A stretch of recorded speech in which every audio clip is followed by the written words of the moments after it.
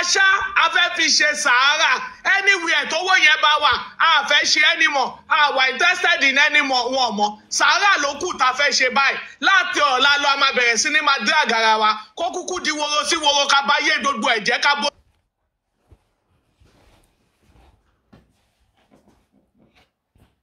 Everything anywhere tówó bá wà a fẹ́ ṣe sàárà next week Friday o kẹ́kọ̀ọ́wọ́ jáde o a ṣe DNA mọ́ a ṣe anyone mọ́ wọ́n léyìn ọ̀kú lè wa ká lọ rán lè wa so a fẹ́ rán lè wa fẹ́ ṣe sàárà ládùúrú gbogbo owó ládùúrú àkíyà má jẹlé ìta dúró tọ́ tá a já kiri tá a forí gbèpè forí ọmọ gbèpè so the only thank you after fighting is this láti ọ̀la lọ wo ẹlòmíà fẹ́ lè gbógun jẹ ẹni tí bá mú orúkọ ẹ̀ sẹ́nu báyìí màá jẹ́ wo mọ̀nà màá rún orúkọ yẹn jẹ rẹ́lẹ̀rẹ̀lẹ̀ ni so owó tó wà lọ́wọ́ yín ẹ tètè kó jáde tó bá ní ìtẹ̀tí kó fún ṣítù ẹ tètè lọ gbà padà kó má sùn anybody mọ́ àṣemọ́kọ́ àsùn mọ́ sàárà la fẹ́ ṣe àsùn mọ́ àṣe DNA test mọ́ ẹ kówó jáde o kó tó di woro sí woro àtọ̀lá lọ ní o àtọ̀lá la fẹ́ bẹ̀rẹ̀ láìfo ó dẹ̀ máa ọ̀tì gan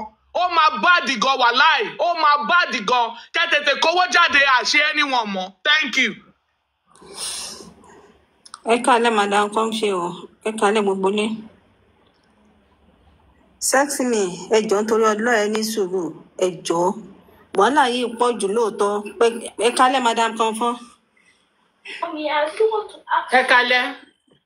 Yes ma a kú gbogbo bó ṣe ń lọ ẹ jọ̀ọ́ nítorí Ọlọ́run ẹ wò téèyàn bá ní gbogbo nǹkan tó ń ṣẹlẹ̀ tí bàbá sọ kò dùn anybody irọ́ lẹ́yìn ọ̀pá àmọ́ tá a bá ní omi ní òsè ẹja jìnnà kò yẹ kó jẹ́ ọ̀dọ̀ wọn bẹ̀tẹ̀ bí gbogbo àwọn èèyàn ti ń sọ látàárọ̀ torí mò ń lọ sí plasma ìjẹta sí ìjẹrin wà láì mo tan fóònù kalẹ̀ lẹ́ẹ̀tílẹ̀ fi mọ́ ni mi tiẹ̀ mo ọ́dà pórí ọ̀dọ̀ Àmọ̀rí ni mo wà so gbogbo wàhálà àwọn anybody wọ́n ní ènìyàn wọ́n ní ènìyàn láṣọ ènìyàn tí bàbá Mohbad ò bá réèyàn dìde sí wọn pẹ̀lú bí gbogbo yín ṣe dìde kíní yìí ó ti kú tipẹ́ nǹkan táyì ń rí bàbá Mohbad ò rí àwọn wà lójú kan ni Ọlọ́run má ṣe wọn lẹ́ni tó wà lójú kan bí omi adágún èèyàn lè wà bí kan gbà mí tí wàá máa sọ pé mo rí kíní tó dẹ̀ jẹ́ pé àwọn tó wà ń ta ló máa rí jù ẹ lọ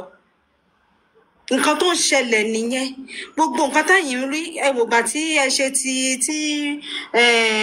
ènìyàn sọ̀rọ̀ ṣẹlẹ̀ tí bàbá ṣe mọ̀ pé ọwọ́ tí bàbá Mohbad gbé ńgbà yẹn náà ni kó tó di pé gbogbo yín dìde tẹ́ fi rí káwọn náà ṣẹ̀ṣẹ̀ tó wá rí gbogbo nǹkan tó ń ṣẹlẹ̀ ṣẹrẹ́lẹ̀ náà èyí tó ń ṣẹlẹ̀ lọ́wọ́lọ́wọ́ iná nísìnyí ìtẹ́yìn rí àwọn òrí lóòótọ́ kálukú kò sẹ́ni tí ò ní nǹkan kan tó ń ṣe ẹnu sálẹ̀ èèyàn máa wà lẹ́gbẹ̀ẹ́ wo tí mo bá ti ń ṣiṣẹ́ lọ́wọ́ bẹ́ẹ̀ ni màá máa di fóònù kiri so nǹkan táwọn èèyàn rí irú sẹ́sìmì nísìn nǹkan tí bẹ́ẹ̀ obìnrin yìí máa jà lọ sọ́tún jà lọ sósì pé bàbá mi ni mi ìfẹ́ kẹ́ ẹ tẹ́ mi ibi tí wọ́n dè wọ́n mọ́ gẹ́gẹ́ bí Bukky Jesse ṣe sọ ẹni tí wọ́n dè ò ní ríra rẹ̀ o dádì Mohbad even gan mo kúrò lórí láìfù wọn nígbà tí mò ń wò wọn lẹ́ẹ̀kan torí inú mi bàjẹ́ pé kì í ṣe bàbá tẹ̀yàn ń wò tẹ́lẹ̀ lélẹ́ẹ̀lẹ́ ni nǹkan míì ń wà ní underground téèyàn ò mọ̀ bóyá tí wọ́n ti mú wọn lọ́wọ́ burúkú àti mọ̀mọ́ tá ẹ fi sọ wọn mọ̀mọ́ yẹn náà wàá ronú àmọ́ gbogbo ẹ̀ jùlọ náà nǹkan tí mọ̀mọ́ yẹn náà máa ń sọ lórí láìfù wọn tó bá yẹ pé lóòótọ́ tinútinú náà ni àbí nǹkan tí wọ́n fẹ́ jẹ ó padà máa wá bá wọn náà àwọn kan wà tó jẹ́ pé àti ẹ̀ kì í sábà gbójú jẹ kì í sábà sọ̀rọ̀ ńgbà míì bẹ̀ 24/7 a máa wà lórí kinní ni so bàbá Mohbad ò tiẹ̀ wá ro gbogbo yẹn wọ́n kàn wá wọ́n bọ́ síta bí wọ́n ṣe sọ̀rọ̀ wọ́n fáwọn àwọn ọ̀tá tó jẹ́ pé wọ́n ń fèsì yín ṣérú táwọn láti smẹ́ gbogbo ìjà tí kálukú yín ti jà lóríṣiríṣi ni wọ́n wá fún wọn lọ́rọ̀ sọ gbà lẹ́nìí bẹ́ẹ̀ tẹ́ bá tún wo madam kan fẹ́ dákun gbogbo yín sẹ́sìmì mi ìfẹ́ mo fẹ́ kẹ́ ìjòkó kẹ́ tún fojú inú wo kinní ẹ gbómi sùúrù mu wọ́n ní tójú bá balẹ̀ á rí imú ṣe rí nǹkan tí wọ́n fẹ́ ṣe fún bàbá ẹ̀ tí wọ́n ti ń wá tipẹ́ wọ́n fẹ́ rìn ní hòhò bẹ́ẹ̀mi ṣe fíìl rẹ o opinion ti tèmi wọ́n fẹ́ rìn wọ́n ní hòhò ṣàmọ̀ pé téèyàn bá wà téèyàn ń bẹ lẹ́gbẹ̀ẹ́ èèyàn téèyàn ṣe nígbà tó bá kù wọ́n nìkan àwọn ọ̀tá iṣẹ́ tí wọ́n fẹ́ ṣe yẹn wọ́n ṣe ìwà rí ibi ṣe fún wọn dáadáa because wọ́n mọ̀ pé ìlú ọmọ ogun so gbogbo àwọn ọmọ ogun tí wọ́n wà lára bàbá Mohbad wọ́n ti ń já wọn díẹ̀díẹ̀ irú ẹni tí àwọn Daddy York gbogbo nǹkan táwọn ṣáwọn ẹni ẹlẹ́ni tí wọ́n ti dúró tì wọ́n láìmọye ọdún wọ́n fèsì wọn pẹ̀lú ogun wọ́n ṣe gbogbo ẹ̀ sáwọn ni wọ́n ṣàì máa wá kọwọ́ wọn bọ̀wé tí ò dáa ibi tá ti fura nìyẹn pé wọ́n fẹ́ rìn wọn ní hòhò ni but tọ́lọ́run ò bá jẹ́ kó pẹ́ jù kó tó yé wọn because tí DNA yìí tí wọ́n bá ti lọ compromise tí wọ́n ti ṣe kò sẹ́nìtìn kankan mọ́ even gan níbi tí bàbá Mohbad tó bá yẹ pé wọ́n wà ní rest center wọn ní mi ìbú wọn o torí àwọn náà jẹ́ èèyàn kan tó jẹ́ pé tí n bá wò wọ́n bá in fact mo máa wo Mohbad lára wọn ni ó yẹ kí VDN ó wà ń bẹ̀ because wọ́n ti mọ̀ pé nǹkan tí bọ̀bọ́ yẹn tó bá fẹnu sọ báyìí ẹ̀rù máa bà wọ́n ni pé táwọn bàjẹ́ bẹ́ẹ̀ tí gbogbo ẹ̀ náà wọ́n ti mú wọn pápá ẹ wá tún orú tí mọ̀mọ́ tẹ́ ẹ sọ yẹn láti ìjẹta títí mọ̀mọ́ yẹn ti sọ̀rọ̀ tó ti ṣẹlẹ̀ báyìí in fact mi ò gẹ́tì ara mi láti ìjẹta yẹn pé ìwọ Ọlọ́run ta lèèyàn fẹ́ fi ara tì ṣe rí ọ̀rọ̀ Mohbad ní kúkúrú ọ̀rọ̀ Mohbad látijọ́ tó ti ṣẹlẹ̀ àti on the 10 àbí on the 12 báyìí títí tó fi máa pé ọdún méjì ní ìsìn ẹni tó bá lóhun ò rí ẹ̀kọ́ mú bẹ́ẹ̀ onítọ̀hún kò sí nílé ayé ọgbọ́n lóríṣiríṣi ló wà nínú ọ̀rọ̀ Mohbad ṣé tẹ̀yin tẹ́ ẹ dúró ni tẹ́ ẹ ní sùn ìyá ọ̀yọ́ wà lórí panelist níjẹta ọba rọ àjọṣe kínní yẹn mọ́jú ni lánàá títí ẹ wá worú yẹn ẹ̀dẹ̀ jáde lẹ́ni ẹ̀dẹ̀ rọ́bìṣì gbogbo àwọn èèyàn ṣé tí ò bá sáwọn tó ń jà fún yín tó ń sọ̀rọ̀ tó ń ṣe awareness kiri ṣé bàbá Mohbad rò pé àwọn lè dá ṣe ni ṣé wọ́n lè dá ṣe níbo lẹ́nu wọn ká àmọ́ ju gbogbo ẹ̀ lọ ẹjọ́ mo máa bẹ̀ yín ẹ dákun ẹ ní sùúrù sásìmì wàláhì tẹ́ bá bínú ó jù bẹ́ẹ̀ lọ ẹjọ́ nítorí Ọlọ́run ẹ ṣe sùúrù ẹjọ́ nítorí Ọlọ́run ẹ fojú balẹ̀ kẹ́rí àwọn náà mọ̀ pé gbogbo nǹkan tí wọ́n ṣe léni yìí kò dáa ṣé ti Bukky Jesse ní ẹni ẹlẹ́ni ẹ wo Kẹ̀rímọ́ tó tún worí láìfù wọn tó bẹ̀rẹ̀ sí í ṣépè ṣé bàbá Mohbad wọn ò ti ẹ̀rọ ni àwọn èèyàn péréṣe tó ṣẹ̀ṣẹ̀ wá dọ́dọ̀ wọn léni tí èṣe pé àwọn náà ń jà fún wọn lórí social media àwọn yẹn lẹ wá ń gbọ́ nísìn irú nǹkan tí iṣẹ́ tí ènìyàn ṣòro tó mú wọn dè nígbà yẹn tán fi já wọn gbà òun náà ní Shansitu ti ṣe yìí nísìn ẹ tó bá compromise tí wọ́n bá gbé DNA tán lọ́mọ Mohbad ni àwọn náà ní family wọn kò sẹ́nì kankan but pains tó ń dùnyàn nísìn Ọlọ́run àbòròrò òtúnra sí ọkàn kálukú because téèyàn bá ní kò dùnyàn irọ́ léèyàn pa àfẹni tí ò bá follow ọ̀rọ̀ Mohbad ló kù àfẹni tí ò bá fọ́lò rẹ̀ só gbogbo ẹ̀yin tẹ́ wà lórí tẹ́ ti ń jàbọ̀ ìyá Ọ̀yọ́ ni gbogbo kálukú ni ẹjọ́ nítorí Ọlọ́run mò ń bẹ̀ yín ni ó dùn mí bí mo ṣe sọ but Ọlọ́run á fún wa lẹ́mìí sùúrù tá fi lè fojú balẹ̀ téyìn ó fi rí mú tó bá dẹ̀ níbẹ̀ náà ni Ọlọ́run á fún wọn ṣe kán máa ṣe lọ bẹ̀tí nígbà gbogbo èyí tí wọ́n ń ṣe nísìn wọ́n ti ní owó ọmọ wọn náà ni wọ́n fẹ́ lò wọ́n dẹ̀ ti rí nǹkan lò bẹ̀tí kó wọn ò bá ronú padà sẹ́yìn pé kí iṣu ó tó jiná àbí kan tó gúnṣu lódò ní ibì kan náà ló gbà kọjá àwọn èèyàn ló kọ́kọ́ dìde fún wọn kí gbogbo kinní yìí tó ṣe nǹkan tí wọ́n dẹ̀ ń sọ tí wọ́n sọ pé kán má ra ẹ̀wọ̀n fún wọn gbogbo nǹkan tí wọ́n ń ṣe yìí ńgbà tó bá dojú rẹ̀ tán ṣe bí Wùmí ni wọ́n ló ń gbé wọn lọ ilé ẹjọ́ ẹ̀ ó ṣẹ̀ṣẹ̀ bẹ̀rẹ̀ ni so Ọlọ́run ò ní dààmú kálukú á fún wa ní ẹ̀mí sùúrù tá fi lè fọ́lò ọ̀rọ̀ yìí hope tí kálukú á fi túká láyọ̀ àtàlàáfíà. ṣe ti gbọ́ ẹ ṣe onímọ̀ ní kí n sọ fún yín madam kọ̀ọ̀kan àti gbogbo ẹ ṣe thank you so much so I would like to drop in now because we have so many people requesting on no problem sending requests all right thank you so much. Mami kan fi ẹgbẹ́ fún mi ní 5 minutes mo fẹ́ fi fún Kàrímọ́ jẹ torí ọ̀sán yìí mo ṣẹ̀ṣẹ̀ gbọ́ wípé ogun panel BJ in fact mo ṣẹ̀ṣẹ̀ ń gbọ́ show BJ yẹn ni sórí Kàrímọ́ táyé bá ń jí ayé tí ọ̀run bá ń jí ọ̀run àyàfi tí Mohbad ò bá kú bọ̀ tí Mohbad bá kú lóòótọ́ gbogbo nǹkan tí gbogbo ọmọ orílẹ̀-èdè tó fi ń pè wọ́n lólógun ọmọ àwọn ọmọ méjèèjì tó bí Kàrímọ́ ó ní jèrè wọn Kàrímọ́ Títílayọ̀ ó ní ṣe oríire ayé ẹ máa bàjẹ́ ni ó máa gbé ọmọ sí àyàfi tí ò bá sí Ọlọ́run àyàfi tí ò bá sí Ọlọ́run àyàfi tí ò bá sí Ọlọ́run bọ́ tó bá jẹ́ pé Ọlọ́run wà àwọn méjèèjì ọmọ ẹ̀yẹn tírélà ló máa pa wọ́n September la wà right September 7 Kàrímọ́ ó tún jèrè gbogbo ibi tó bá dé báyìí wàá máa tẹ́ kúrò ńbẹ̀ olórí burúkú aláyé bàjẹ́ ẹbí olè ẹbí apààyàn ẹbí òfò ẹbí ìkà ẹbí olè olórí burúkú ó ṣeé ṣe nìyẹ́ ò rọ́mọ gbowó sínú àkáǹtì ẹ̀ olóṣì aláyé bàjẹ́ ìyá ẹ ti plan ibẹ̀ máa ṣe pa Mohbad ìyá ẹ sá lọ sí Amẹ́ríkà pẹ̀lú owó Mohbad ẹ̀yin olórí burúkú olòṣì tó bá jẹ́ pé ẹ lójútì nínú fámìlì yìí ni ṣó yẹ kí wọ́n máa wá social media ìwọ tó tọ̀ lé lójú gbogbo ayé ẹ ti bàjẹ́ onífẹ̀ẹ́sọ̀ olórí burúkú olòṣì tí wèrè dì virgin ní 7 years táyé gbogbo fámìlì ẹ ti ta bí kò máa dó yín ṣeré ní káyé yín ta sórí stíìtì olórí burúkú onílalalẹ́nu oníbẹ̀lẹ́nu olófò ọmọ òfò tó bá máa gẹrun náà àdá ló máa fi gẹrí olórí burúkú wà àwọn ọmọ tó ń tọ́ wà àwọn olòṣì tó kó dání olórí burúkú wà wá kó ṣẹkẹṣẹkẹ sétí wà ló lo yẹrin olórí burúkú wà á tún snap àwọn ọmọ kò sáṣọ gidi lára wọn àfi bí àkísà ní olórí burúkú ìyí tó jóbìnrin inú àwọn ọmọ ẹ ó ti gan ọmọ ẹ lọ́wọ́ bó ti dìbò ẹgẹ́ olòṣì wà á máa hó àwọn ọmọ á máa hó bí ẹ̀rọ lọ́gì ṣé wèrè tó bẹ́ẹ̀ sùn 7 years ṣé ó ti gorí àwọn ọmọ ẹ náà ni olóṣì ọmọ òfò ẹbí olè olórí burúkú ọmọ òfò ẹbí òfò gbogbo èèyàn sọ̀rọ̀ gbogbo èèyàn ń búyàn ìwọ náà ń búyàn ẹ̀yin ọmọ ìyá olè olórí burúkú tí ò bá ṣe Mohbad ta ló fẹ́ mẹbí nínú ayé ṣó possible ni wèrè bá wọ sùn 7 years ni olòṣì ṣó possible ni Wùnmí kúrò lé 30 years ni ìyí tó tún jọkùnrin inú yín àmúgbó ni ẹ̀yin téèyàn lè gbàdúrà fún kéèyàn nírú inú ẹbí ẹ̀yin ẹbí òfò ẹbí ìyà ó rí bàtẹ́sẹ̀ ní ìwọ ẹlẹ́sẹ̀ òsì méjì gbogbo nǹkan tó lọ ń dámọ̀ ẹ lára lódì ni olórí burúkú tó wà l'Amẹ́ríkà tó dàbí àwọn tó ń ra tá my 12 ó ní ṣoríire Kàrímọ́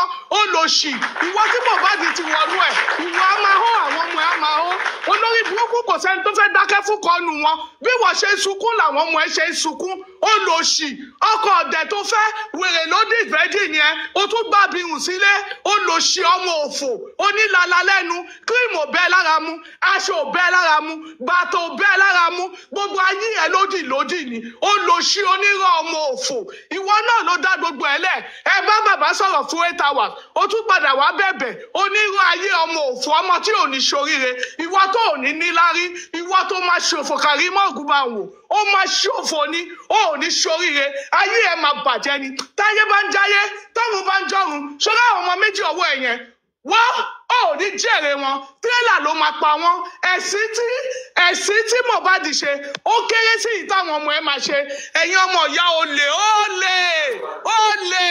èwo nìyá yín gbà káàtó ẹnu yín èwo nìyá yín gbà gbowó olè ẹbí òfò ẹbí òṣì ẹ fowó Mohbad kọ́lé ẹ lọ gbọ́mọ àlè wálé ẹ̀yin olórí burúkú aláyé bàjẹ́ ẹ wá ń gbọ́mọ àlè kiri ọmọ àlè ti dìdì gbòlúgi mọ́ yín lọ́wọ́ ẹ wo yín ọmọ kò fáìn kò jọ kínní tẹ bá rọ ọmọ náà lálẹ́ gan ẹ máa bẹ́ wọlé ni èwo lọmọ bíláǹgìdì tẹ́ ẹ̀ ń gbé kiri ẹ̀yin olórí burúkú aláyé bàjẹ́ bí òfò èwo lọmọ láǹgìdì tẹ́ ẹ̀ ń gbé kiri ọmọ tí ò jọyàn tí ò jọ èèjì ẹ̀ tí ò jọ ọmọ tó bí sáyé olórí burúkú ẹ wo bọ́mọ ṣe rí ó dàbí bèbí Kingsway ọmọ tẹ́lẹ̀ gbábí bọ́ọ̀lù tó máa wọnú gọ́tà ẹ̀ ní kú rẹ̀ olóṣì kí lẹ̀ ń gbé kiri ọmọ tó yẹ ká ti rọ́pa ọmọ tó yẹ ká ṣí kànga báyìí kẹjù sínú ẹ̀ kẹjẹ pamọ́nú ẹ̀ kí lẹ̀ ń gbé kiri báyìí ò gbà lọ́wọ́ yín kí lẹ̀ ń gbé kiri olórí burúkú olóṣì ṣọmọ tó kẹ́pọ̀ láti 1 year ọmọ táyé ẹ̀ ti bàjẹ́ ọmọ tó ti forí ru èpè ọmọ òfò ọmọ ìyà ọmọ aláyé bàjẹ́ ẹ gbogbo ojú ọmọ yẹn náà ni ò dá ara ò dá ẹsẹ̀ ò dá gbogbo ẹ̀kan dẹ́mù náà ni ayé yín ti ta nígbà tó jẹ́ bíbí 100 spam ló bá wù mí sùn ẹ̀yin olórí burúkú olóṣì kí lẹ̀ ń gbé kiri gan kí lẹ̀ ń gbé kiri ọmọ tó yẹ kẹ́ fokùn sí lọ́rùn kẹsọ́ má bẹ́ẹ̀ ṣíà kí lẹ̀ ń gbé kiri ẹ̀yin olórí burúkú aláyé bàjẹ́ yìí ta ló lùlù fún yín tó ní ẹ máa jó lọ ṣé ẹ lójú tì ní olórí burúkú olóṣì kí lẹ̀ ń gbé gbogbo nǹkan ọmọ yẹn lódì ni ẹ ń wọ ọmọ yẹn gan bí ss ni ọmọ tí ò jọ bàbá tí ò jọ ìyá tí ò jẹ́ bí bàbá tí ò jẹ́ aráalé àfi gbogbo àwọn ọ̀rẹ́ ọkọ ẹ ní kúre wọ́n Jùmọ̀kẹ́ ò ní sí oríire ayé ẹ máa bàjẹ́ ni ó máa ṣòfò olórí burúkú ìyá àwọn aṣẹ́wó ìyá àwọn ọmọ òfò olórí burúkú tó bímọ òṣì olè ó fọ̀gùn gbà káńtù Mohbad ẹ ní sí oríire ẹ ní rí bá ti ṣe ẹ ní rí ọ̀nà gbègbà wọ́n tó bá ti bí kankan nu yàrá yìí dá ẹ wá fún mi ẹni olórí burúkú olòṣì olè Karimo olè ṣèbọwọ́ tó fún wọn náà ló ṣe ń sunkún kiri owó tó rí gbà ní now how market ibo ni gúdà ti wà ó ti lò lálòpàtì olórí burúkú olòṣì onílàlà lẹ́nu aláyé bàjẹ́ ìrankíran ẹ̀yin wèrè ẹ̀yin tó yẹ kó dáná sun kó pa yín dànù kó run yín mọ́lẹ̀ kó jẹ yín máyé kí tírélà rí yín kó kọlù yín kí mọ́tò rí yín kó gbá yín dànù kọ́kadà rí yín kó sọ yín sábẹ́ sí ẹ̀kẹ́ olórí burúkú ẹbí olè ẹbí apààyàn ẹ̀ ní kúrẹ́ ayé yín máa bàjẹ́ ni. Karimo ó máa ṣí òfò ní olórí burúkú àwọn ọmọ méjì torí gan wọn ti gan mọ́ ẹ lọ́wọ́ olòṣì èyí tó dàbí obìnrin láàrin wọn yẹn ó ti gan kò sáṣọ gidi lórí ìkọ́ ó ní bàtà gidi ọmọ ò ní bàtà gidi olóṣì oníkùbákùbánà onípàǹpà olórí burúkú gbogbo àwọn máa dún ni tí Mohbad bá ti dénú ilé ẹ̀ ó rojọ́ títí ó gbàgbé ọmọ sí skul ó rojọ́ títí ó lè tọ́jú ilé ayé ẹ̀ máa bàjẹ́ ó máa ṣí òfò ní Karimo olòṣì aláyé bàjẹ́ àwọn ọmọ olè Karimo olè olórí burúkú aláyé bàjẹ́ bí olè ẹbí apààyàn ẹbí òfò ẹbí tó ń gbọ́mọ àlè kiri olòṣì kílẹ̀ bí olórí burúkú ẹ̀yin wèrè aláyé bàjẹ́ olòṣì ọmọ tó máa rí rẹ̀ báyìí tó máa ti fìbínú para ẹ̀ dànù ọmọ táyé ògbà tọrùn ògbà ọmọ tí gbogbo Nàìjíríà kọ̀ sí lọ́wọ́ DNA wá dògùn ẹ̀jẹ̀ DNA descendants ẹ wá ṣògùn kiri ẹ̀ ní kúrẹ́ gbogbo wa kọ́ lògùn mú o gbogbo wa kọ́ lògùn mú.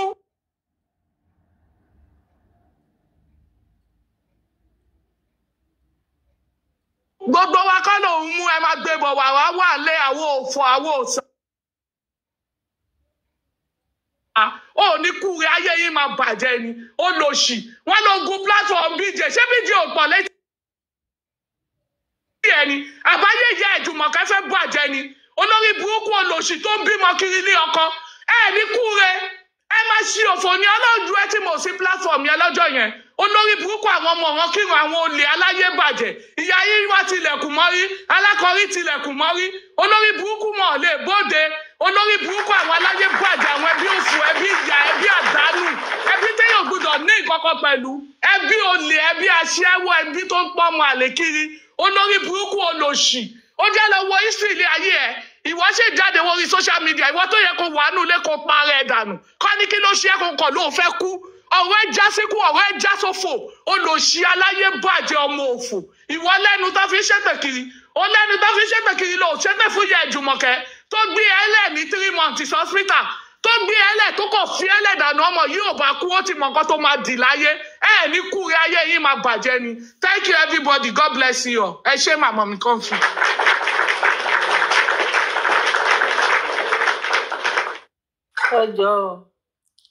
ẹjọ́ mo wà ń bí o ẹjọ́ mo wà ń bí o ọ̀gá wa ṣé mo lè sọ̀rọ̀ ẹ ti mute àgbọ̀yìn. ní ṣókí ni because àwọn èèyàn wà lẹ́sẹ̀. ní ṣókí ni torí ẹnu ò sí ẹ̀sìn kọ́ ẹnu gbọ́n ọ̀ràn ọ̀rọ̀ báyìí torí irú ní àtijọ́ tó ń ti dáyé òun ò tẹ́rí àfìgbà tó ń dókè mẹ̀sì tí wọ́n pè òun lé gbọ́n o bàbá ṣé gbogbo ẹ́fọ̀tì wa ṣébi tó yọ ọjà sí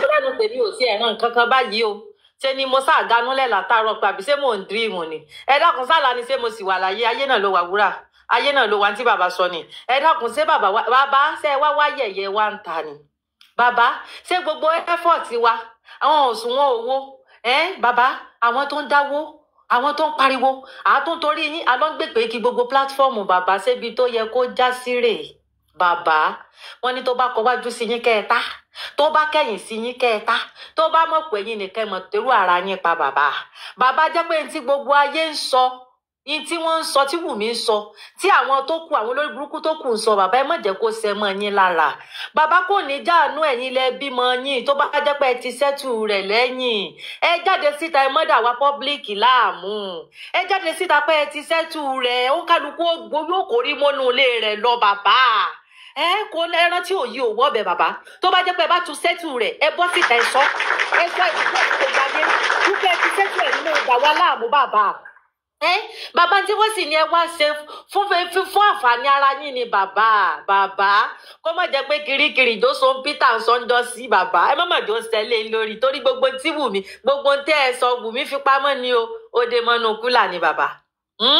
Bàbá ẹ mọ̀ pé wọ́n ti àwọn olóore kúrò lẹ́gbẹ̀ẹ́ ọmọ yín kan tó pa gbogbo àwọn tó lè ẹ̀pù ọmọ yín wọ́n lè kúrò lẹ́gbẹ̀ẹ́ rẹ̀ kan tó pa bàbá gbogbo àwọn tó mọ̀ pọ́n lè gbà yín lẹ̀ gbogbo àwọn tó mọ̀ pé wọ́n lè stand fún yín bàbá iná wọn mọ̀ ti fẹ́ lé yìí bàbá kó mọ̀ jẹ́ pé wọ́n mọ̀ tẹ́ bá ń gbọ́ kirikiri tó sombi torí gbogbo tẹ́ sọ wípé tí Wùmí bá ṣe DNA test ẹ máa sọ ẹni tó pọ̀ ọmọ yín bàbá ń bẹ́nu kúlà tí ń oru o bàbá ń bẹ́nu kúlà tí ń oru o bàbá tó bá kọwájú sí yín ẹ̀ tákìní tó lé ń bẹ̀ wọ́n ní kẹ́ ẹ̀ sáìn wọ́n ní kẹ́ ẹ sáìn àwọn tó wà nínú ilé nígbà tí Mohbad kú káwọn sú wọn sáàni tẹ sáàgbà àríkókò sẹ́tì ń ṣe bàbá wọ́n wá ní kẹ́ ẹ sáìn ẹlẹ́ẹ̀lẹ́ sáìn bàbá sẹ́ni pé ọ̀rọ̀ yín ó gba ìjókòó kẹ́ ẹ tún rò ó gba ìjókòó kẹ́ ẹ tún rò bàbá ó gba ìjókòó kẹ́ ẹ tún rò èmi wá bẹ̀yìn lórúkọ Ọlọ́run bàbá tó bá jẹ́ pé ẹ ti sẹ́tù rẹ̀ sẹ́kó tó dẹ̀ kejì tó bá jẹ́ pé ẹ ti sẹ́tù màtá yìí kó má jẹ́ pé ẹ ń forí ti wá rúgbó ni o ẹ ń fi wá rúgbó ni bàbá tó bá jẹ́ pé ẹ ti sẹ́tù rẹ̀ ẹ bọ́ síta ẹ jẹ́ ká mọ̀ kó kálukú wá lọ sinmi bàbá ẹ sọ wípé ṣèbá wọn kú lé tíá náà àwa arúgbó ilé wa ń kú wọn ò pa wọn ń pa àyà bàbá o a rí i pé wọn pọ ọmọ yín ń pa àyà téèyàn ò gbọdọ̀ mọ ọkú bẹ́ẹ̀ ló jẹ́ ká dìde fún yín ló jẹ́ ká stand pé a gbọdọ̀ rí justice bàbá ló jẹ́ ká stand ṣé iṣó tó wáyé kọ́lọ́kùnrin yín ó fi dúpẹ́ nù bàbá ẹ sì mọ̀ pé tí gbogbo èèyàn bá padà lẹ́yìn yín wàláhì Wùmí kò síbi tí ò ní mú yín wọ̀ tí gbogbo èèyàn bá padà lẹ́yìn yín bàbá wàláhì kò síbi ṣé wá rí royalty gbogbo properties ọmọ yín wàláhì bóyá wọn ò fi fún yín £1 bóyá wọn ò fi fún yín ní £1 sáànù òṣìṣẹ́ sáànù sí compromise wọn wá ní ẹ bọ́ọ̀ta bàbá ẹ̀yin náà wá bọ́ọ̀ta ẹ wá sọ trash bàbá ẹ tọrọ yín rò bàbá ẹ tún èrò ara yín pa o ẹ tún èrò ara yín pa o àwọn tí ń dáwó àtàwọn pariwo kì í ṣe pa gan o ìfẹ́ Mohbad la ní a sì nífẹ̀ẹ́ Ọlọ́run látara Mohbad ni bàbá kì í ṣe pé gbogbo wa gọ̀ à ń torí yín gbèpè wọ́n wà lépè wọ́n wà àwọn ọmọ wa lépè ẹ̀yin yìí lẹ́tún wá jáde lẹ́tún wá yẹ̀yẹ́ wa sí fáwọn olórí burúkú lọ́rọ̀ sọ ẹ fáwọn olórí burúkú lọ́rọ̀ sọ ṣé kò wá tán sáwọn òwì bẹ́ẹ̀ bàbá ẹ tó rọ ara yín pa o ẹ tún èrò ara yín pa torí tó kálukú bá fi lè yọ ọ̀sẹ̀ lọ́kọ̀ọ̀kan bàbá ẹ̀yin nìkan ni ó kù ó bẹ́tà kẹ́ jókòó kẹ́ sunú mẹ́ta tọ́mọ èèyàn sùn kẹ́rò dáadáa bàbá ẹ rò dáadáa dẹ́ ṣe rí ẹ mọ̀ wá ṣe ẹlẹ́yin olórí burúkú olòṣì aláyé bàjẹ́ ìyìn lápátáìsì tí mo lè fi pariwo torí ọ̀rọ̀ gan ti wíìkì mi ẹ̀yin táyé ẹ̀yin ti rún tó yẹ pé wọ́n ti bẹ́ èpè fún bí ìyá Ọdẹ́tọ́lá olórí burúkú wọ́n sọ mú bí ẹsẹ̀ ẹ̀nà kí ìyá Ọdẹ́tọ́lá àti rí grace ẹ̀rí ìyá Ọdẹ́tọ́lá spirit mi ò kanlẹ̀ bá ó lò sí yá ń ṣe ìyá tó sáyà bí ẹ̀yìn kòkò spirit mi ò kanlẹ̀ bá wúmà yẹn ṣe tipẹ́tipẹ́ torí mo ti mọ̀ pé lórí burúkú ni látijọ́ tí ìyá yẹn ti lọ sọ lórí pílátífọ́ọ̀mù kan wípé pílátífọ́ọ̀mù kan fi o èpè náà máa ń ṣẹ́ o àwọn pílátífọ́ọ̀mù kan tí máa ń ṣe pé mo ti mọ̀ pé lórí bú somebody ni ìyá tó sẹ́yìn bí ẹsẹ̀ kókò ìyá Ọdẹ́tọ́lá lórí burúkú yín jọ ẹ ti lọ Nàìjíríà tẹ́ ẹ ti lọ kó ọmú òfò ọmú ìyá ọmú tó dàbí bí ẹyin bí igbá òrù mo ti mọ̀ pé tẹ́ ẹ ti kó lé bàbá ńlá tẹ́ ẹ ti ń kó lé wọn lọ́rùn tẹ́ ẹ sí bí àpẹ́ǹdì mọ́ wọn mo ti mọ̀ pé ẹ ti fẹ́ kórí ibú ran bàbá ìyá Ọdẹ́tọ́lá ẹ stay away from bàbá olórí burúkú gbogbo yín ayé yín ti bàjẹ́ wọ́n rán yín wánu justice ni mo mọ̀ pé tí bàbá yẹn sọ lórí burúkú yín tẹ́ ẹ pọ̀ sí lẹ́nu ni ìtẹ́ ẹ pọ̀ sí bàbá yẹn lẹ́nu ni bàbá wá sọ Ọdẹ́tọ́lá fi ẹ kúrò lẹ́yìn ẹ fi bàbá lọ́rùn lẹ̀ Ọdẹ́tọ́lá arúgbó ojú mi ló gbó òbò mi ò gbó ìyá títí ẹ ti ta ẹ̀yin náà tún kọ́ mọ́lẹ́ ọkọ̀ lọ́rùn ẹ̀rí páyé yín ti yín jẹ Ọdẹ́tọ́lá olòṣì níyín ẹ̀yin náà ti pàtí òbó kí ti yín ti ta ti yín ti bàjẹ́ olòṣì ẹ wá sọ mú jàpàlà ẹ wà mọ sọ mú rọrì òfògì ẹ mọ sọ rírọmù rọrì ìyàkí Ọdẹ́tọ́lá olòṣì aláyé ta ṣé wọ́n rán yín sí bàbá ni sódì ìgbà tẹ́ bá tó bá yé bàbá ǹjẹ́ kẹ́ tó padà lẹ́yìn rẹ̀ Ọdẹ́tọ́lá Ọlọ́run ò ní fún yín ṣe Ọlọ́run ò ní fún ọ ṣe ìwọ níyà kan tó sojú bí ojú ọ̀bọ ó sojú bí ojú ọ̀bọ tí Tọ́lá bá sọ̀rọ̀ báyìí ẹ mọ̀ wò pé fọ́ìsì ẹ̀ ó súwìtì ó yọ mọ́ máa yọ ẹnìkan tó yọ̀ǹgì ni ìgbẹ́ bá rí wọn wọ́n rí bí arúgbó nàkí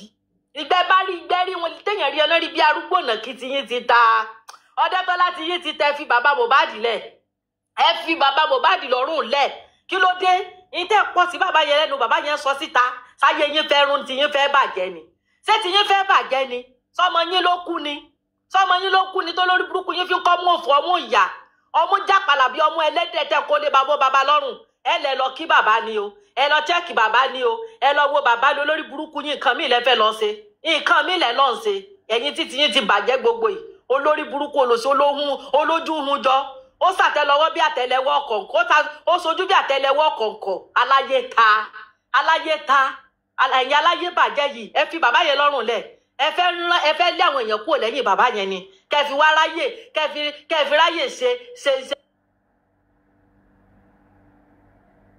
iṣẹ́ burúkú ọwọ́ yín kẹfì ráyè rán bàbá yẹn lẹ́wọ̀n ni tẹ́ fẹ́ ṣe ìyarí sí Grace wá Grace ìyá àgbàlagbà arúgbó ara ti yín bẹ́ẹ̀ bá ṣe àṣẹ Jésù lẹ fi ń kó wa lómi ọbẹ̀ jẹ àṣẹ Jésù lẹ fi ń gbé wa láńdíkàbù yá ẹ sì bẹ̀rù Ọlọ́run bẹ́ẹ̀ bá sì jókòó lórí pílátífọ́ọ̀mù yín tẹ́ ń kó sí báìbù èmi sì ẹ̀kọ́kọ́ ṣe bínú yín Jésù ń gbé ni ìyá pọ́ Grace àṣerọ́ ni àṣẹ gbogbo ẹ̀ òfútù fẹ́ ẹ̀tẹ̀ ni àṣẹ kan fi Jésù ẹ̀ fi ń bojú ni ẹ̀yin náà yẹ̀dí wúkọ́ ká ìyá sí Grace ìtẹ́ǹsẹ̀ ò da ìyá yìí gbogbo tí ẹ sì kánú báìbù pátápátá yóò bí yín léèrè àṣerọ́lẹ̀ ń pa ìyá àṣẹ ìrọ́lẹ̀ ń pa yín náà ẹ sún sẹ́yìn fún bàbá ẹ jẹ́ kí bàbá lo ìgbésí ayé rẹ̀ ẹ jẹ́ kí bàbá yẹn ó lo ìgbésí ayé rẹ̀ ìyá pọ́ Grace àwa wíta ìwé lápòtí kan tí Mohbad gbé fún yín ó gbé tìyín ti bàbá ni àbáyé ẹ̀yìn àtàpótí fẹ́ ta ara ti kan gásà ó ti di woro sí woro ìyá pọ́ Grace tẹ́ ẹ̀ bá ti fẹ́ ká tu yín lọ́rùn ó ti di woro sí woro ara kan gásà àpótí olórí ibú wo bápòtí ò bá ṣe yà ágé ìdíyín mápòtí tiyín fẹ́ ta tiyín fẹ́ yẹ̀ ni ágé ìdíyín mápòtí kí ló dé ẹ dẹ̀yìn lẹ́yìn bàbá yẹn ẹ dẹ̀yìn lẹ́yìn bàbá Mohbad kí ló dé yìí tí wọ́n bá ní kí bàbá ṣe nǹkan ó lò sí yín ní ó sọ pé kí bàbá ó mọ̀ ṣe àṣẹyìn náà yẹ̀ díkì ni mo sáré náà gbọmọgbọmọ yín pọ̀ ìyá pọ́ Grace onídìí ní gìgísẹ̀ ẹsẹ̀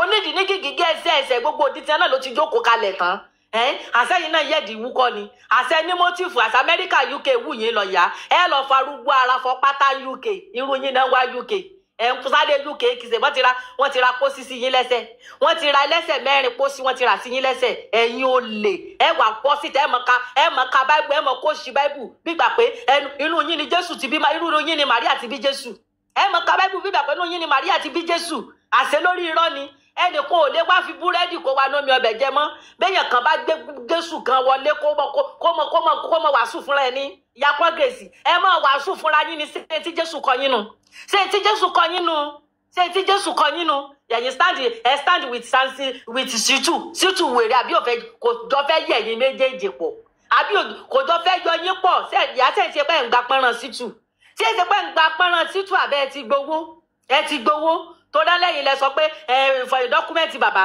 fáìlì bàbá Ṣítù ń jù sẹ́gbẹ́ kan ni ìyá pọ́ Grace ẹ tún fẹ́ stand pẹ̀lú ẹni bẹ́ẹ̀ ẹ lẹ fẹ́ stand pẹ̀lú irú ẹni bẹ́ẹ̀ ìyá yẹ ẹ sì bẹ̀rù Ọlọ́run ẹ̀yin náà sì bímọ o ẹ bẹ̀rù Ọlọ́run ẹ sì bímọ o ẹ sì ka báíbù láàárọ̀ ẹ kà lọ́sàn ẹ kà lálẹ́ lẹ́ẹ̀mọ ṣẹ́jú pàkópàkó bí o lè fẹ́ gbé ó fẹ́ jí nǹkan lẹ́ẹ̀mọ ṣáájú pàkópàkó bí ajá fẹ́ gbẹ́ran lẹ́ẹ̀mọ kó sí báíbù ní ọmọ dùn lẹ́nu yín àṣerọ́tì àṣọlé lẹ́yìn náà àṣẹyìn gan nífẹ̀ẹ́ owó ju Jésù lọ ìyá àṣẹ nífẹ̀ẹ́ owó ju Jésù lọ àṣọwó lẹ́ ń bá dìú ẹ̀yin sọ pé bí wọ́n bá fún yín lówó ẹ̀ gbà síbẹ̀ sì ti gbowó ọ̀hún sówó lẹ̀ ń gbà ní àbípọ́nrán pọ́ Grace ṣé owó lẹ̀ ń gbà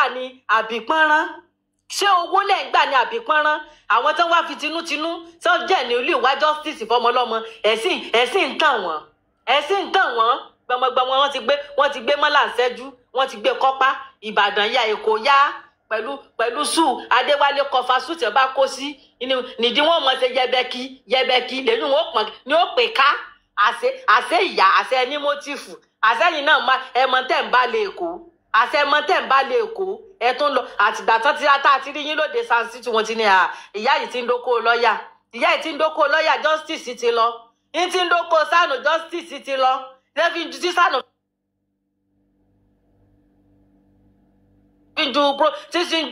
tí fi ju fáìlì bàbá sẹ́gbẹ́ kan tí fi ju fáìlì bàbá sẹ́gbẹ́ kan ìyàrí sí Grace bẹ́ẹ̀ náà bá sì rìn ẹ̀mọ́ rìn bí ẹni tí fokó yẹ̀dí àtọ̀ yẹ̀dí ẹ̀sìn òsì àti tọ̀tún rẹ̀ ní ẹ̀mọ́ ṣe yẹbẹ́ tí yẹ̀rí ó dání yẹ̀rí ó yọ yẹ̀rí lámbá kìkì dún lẹ́mọ̀ gbọ̀nkùkù nídìí yóò mọ̀ ṣe pẹ̀rẹ̀pẹ̀pẹ̀ òsìkí yóò mọ̀ ṣe pẹ̀rẹ̀pẹ̀pẹ̀ òsìkí kí ló dé ẹ fi bàbá lẹ̀ ẹ fi bàbá yẹn lẹ̀ yàrí Grace gbọmọgbọmọ yín ti pọ̀ jù ẹ̀sìn mi lé ẹ̀sìn mi sílé yín ẹgbẹ́lé yín rísí Grace pọ́ Grace ẹ̀sìn mi sílé yín kí ló dé ṣé wọ́n yàn yín ti bàbá ni ṣé wọ́n yàn yín ti bàbá ni ẹ̀yin olórí burúkú gbogbo sódìgbẹ́ wá tó wá báyé bàbá ń jẹ́ kó gbẹ́gbẹ́ bá báyé rẹ̀ jẹ́ tẹ́ ẹ bá yọ sọ́ọ̀kì rẹ̀ lẹ́sẹ̀ bàbá ẹ̀yin ìka burúkú yìí ẹ̀yin aláyé ta ṣé ẹ sì lẹ́yìn olórí burúkú wo lò sí tẹ́ ẹ sunkún òkìkí ẹ̀ ń sunkún tẹ́ ẹlẹ́rìí inú yín dùn ẹ mọ̀ sí bóyá torí rẹ̀ àtòrí ẹ̀ rìlẹ́ǹtì o àwọn òtórí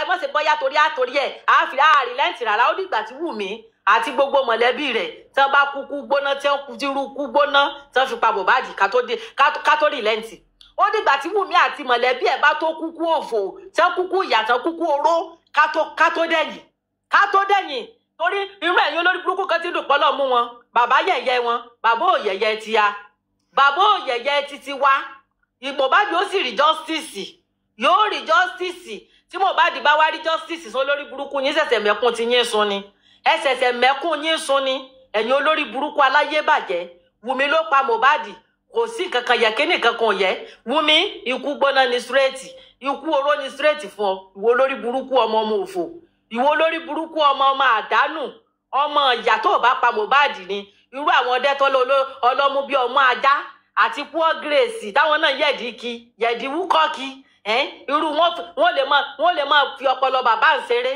wọ́n lè máa fọpọlọ bàbá ṣeré Wùmí o lè escape ẹ̀ mọ́ sí báyá justice ti túká o justice ò túká wọ́n justice kankan kò túká a ṣẹ̀ṣẹ̀ bẹ̀rẹ̀ justice ní ó dìgbà Mohbad bá tó rí justice ká tó dẹ̀yìn ó dìgbà tí Mohbad bá tó rí justice ká tó dẹ̀yìn àwa náà mọ̀ pé èyí ẹlẹ́ran ara ni bàbá ẹran ara ó gbé wọn wọ̀ ẹ mọ̀ wá torí ẹ̀ wípé bọ́yá torí tí wọ́n ti sọ o ẹ̀ á dẹ̀yìn lẹ́yìn bàbá ṣùgbọ́n ẹ̀yin náà tẹ́rù ara yín pa ẹ tú èrè ara yín pa Wùmí ikú ni fún àtiwọ́ àti bàbá Liam tẹ́jọ pa Mohbad ikú ni fún àti Lámídì tẹ́ torí ẹ̀ pa Mohbad ikú ni fún gbogbo yín ikú gbóná Wùmí olórí burúkú ò ní nísinmi bó o ṣe ń da gbogbo wa láàmú tó ń da gbogbo wa láàmú Wùmí àwọn ayé ó dọ̀ láàmú tó fi jáde láyé ni wọ́n ó dọ̀ láàmú tìran ajá ilé yín wọ́n dà láàmú ewúrẹ́ ilé yín wọ́n dà láàmú Wùmí gbogbo tí mínú ilé yín àti tí omi pátá Ọlọ́run ó da gbogbo wọn láàmú wo lórí burúkú ọmọ òfò táìpọ̀ tó ti jáde ó ti wá sọ pé wọ́n ló pa Mohbad tó bá yẹ kó o ti jáde ó ti wá sọ pé wọ́n ló pa Mohbad olórí burúkú sí ó rí báyìí tí ó dì báyìí ọmọ òfò ọmọ ráre ó ṣe bó ti pa gbé o pa gbé ikú gbóná ni fún ọ ikú gbóná ni sọ wárí wọn ti ẹ̀ka rí mọ́ ìwọ ọmọ òfò olórí burúkú olòṣì ó ṣẹ̀ṣẹ̀ bí àtẹ́lẹwọ́ kìnìún olórí burúkú sí bẹyẹ sẹrin Kàrímọ́ tó ti wọ dìpírẹsì olórí burúkú olòṣì sẹẹrí pé yóò ṣe èrè kíni ṣé Kàrímọ́ wá ní fọkànbalẹ̀ rin Kàrímọ́ ò ní fọkànbalẹ̀ olórí burúkú wà láti dààmú ní bẹnu ayé Kàrímọ́ ń kiri rẹ̀ kíni torí kò sí fọkànbalẹ̀ fún mọ́ Kàrímọ́ báyé bá ń jẹ ayé Kàrímọ́ gbogbo tí ń dùnnú ẹ pátá yóò pọ̀ lẹ́kún gbogbo tí ń dùnnú rẹ pátá yóò pọ̀ lẹ́kún wo lórí burúkú ọmọ ẹ̀yin ẹbí ọ̀ràn ẹ̀yin ẹbí ìbànújẹ́ ẹ̀yin ẹbí téèyàn gbọ́dọ̀ jíkò ẹ̀yin ẹbí ẹni àìjírí ẹni àìjíkò ẹ̀yin ẹbí olè olórí burúkú yóò lè ọmọ olè Kàrímọ́ olórí burúkú wa lérò pé wọn náà jèrè gbogbo tó jáde lára rẹ̀ ó lè jèrè gbogbo tó jáde lára rẹ̀ Kàrímọ́ olórí burúkú wọn náà sunkún lórí wọn ni bẹ́ẹ̀ ṣe fi Mohbad pa lọ́ba lẹ́kún tẹ́ fi Mohbad pa gbogbo àwọn tí ó dìde lábẹ́ rẹ̀ lẹ́kún Kàrímọ́ gbogbo tí wọn náà tó jáde lára rẹ̀ pátá yóò pọ̀ lẹ́kún ìwọ olórí burúkú ọmọ olòṣì olórí burúkú wọn láre kí orí social media kò fi ọjọ́ kan sinmi rí olórí burúkú yóò mọ bẹ́ẹ̀ kíni bí ìgalà ẹni tán ti bẹ́ èpè fún Kàrímọ́ tẹ́gun ìdílé tí ń jà, Kàrímọ́ tẹ́pẹ̀ ìran tí ń jà, Kàrímọ́ tí gbogbo èpè àpapọ̀ èpè àgbájọwọ́ èpè tí ń jà Kàrímọ́ olórí burúkú ò ní bọ́ ń bẹ̀, ò ní bọ́nú rẹ̀ tó fi jáde láyé, ò ní bọ́nú rẹ̀ tó fi jáde láyé Kàrímọ́.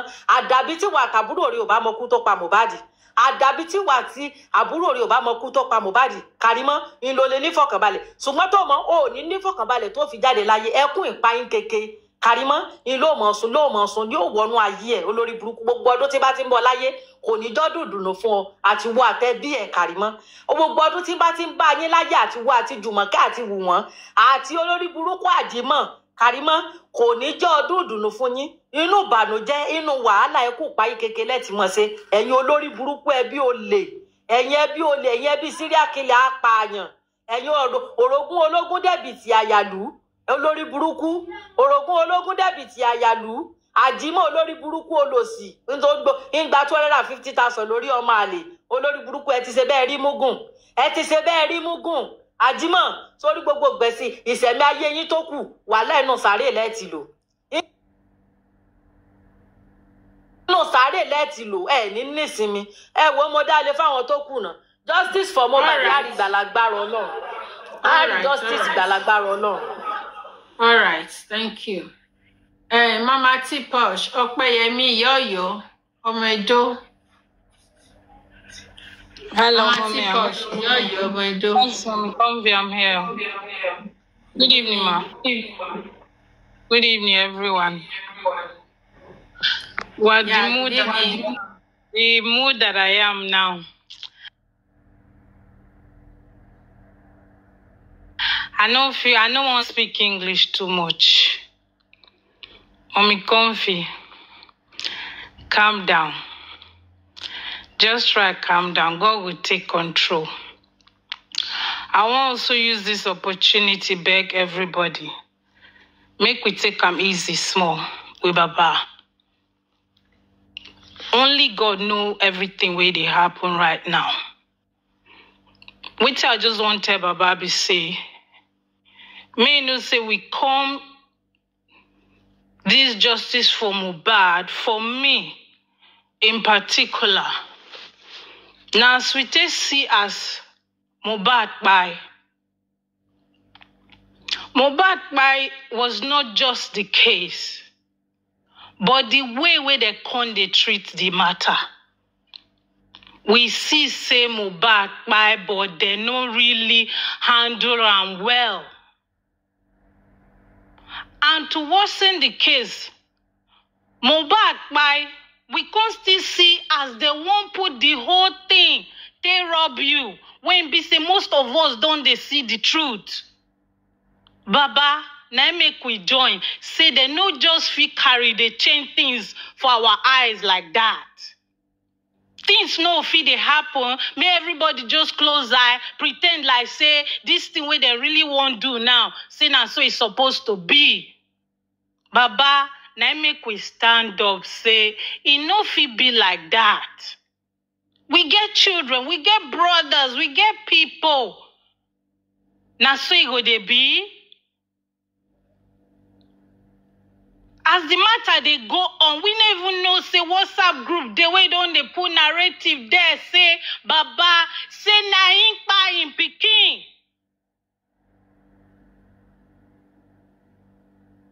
Baba, those things join. Those things join.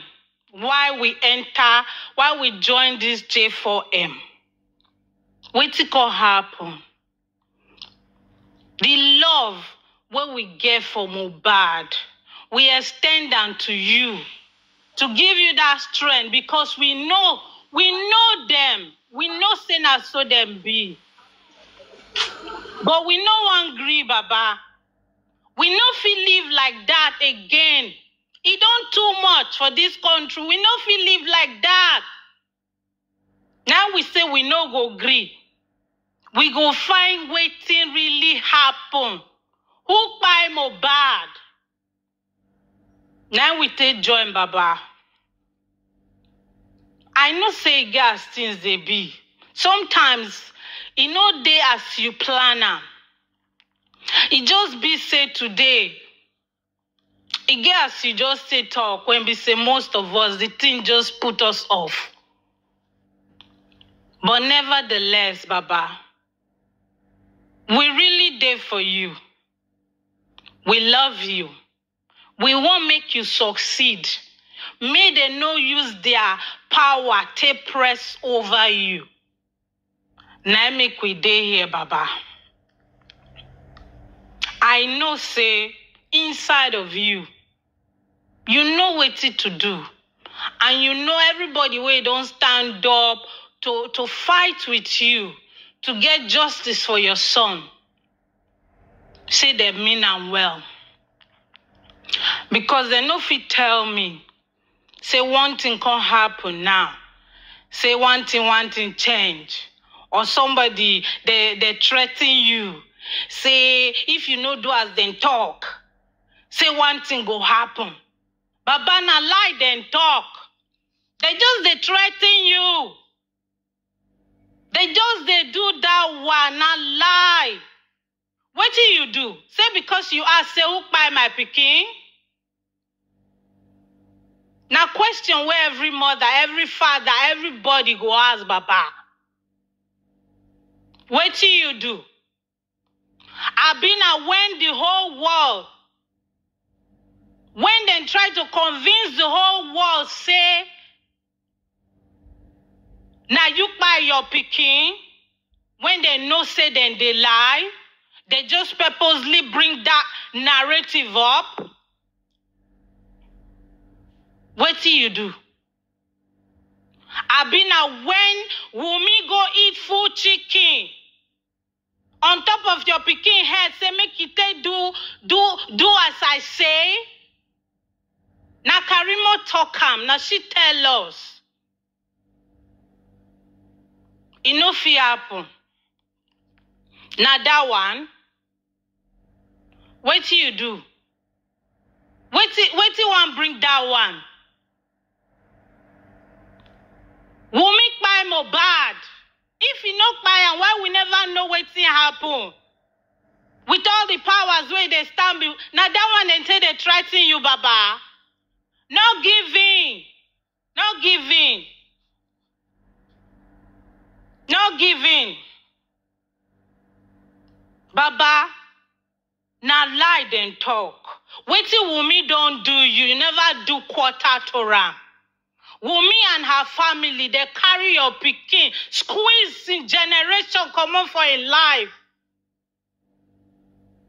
Wumi mama give Mohbad boss, make it they pay money inside, then they chop am. They make the boy life miserable. That one award where person they hear where go they okay. They no one make you know what they do again. Maybe they for the finger ram, they take all in money where they earn. Who they do that kind of thing? Baba, now what we stand for be that. We no want make it happen to our children and anybody where we love, Baba. Abi, why am I saying this, Baba? If not that one, because Wumi don't commit. Wumi say, Abi, you want, if anything happen to my pikin, you want buy my pikin as you take by your own? That will not be serious allegation. What it never happen, Baba? Now the reason why we say the sun come our mouth be that. A lot of things we're supposed to do, we no do. Who be Wumi? Who born her? Say waiting. All these things where they talk. So now Wumi they talk them. That will not be defamation of character. Wait till you can't talk rich. And the son no fit take action. You see why we no constant to the regard them? A lot of things we're supposed to take initiative as a son. He didn't do that. That one, the vessels. Wumi go podcast. The whole world, Nigeria, now they watch him. They say, who bury your husband? He say, nah, papa. And the papa no dey there. Oh. He say he buy small coffin, bend the neck. But that one no be allegation. Wunmi, it no go better for your life. All the people when they push you, think say, now the right way. Now lie you talk.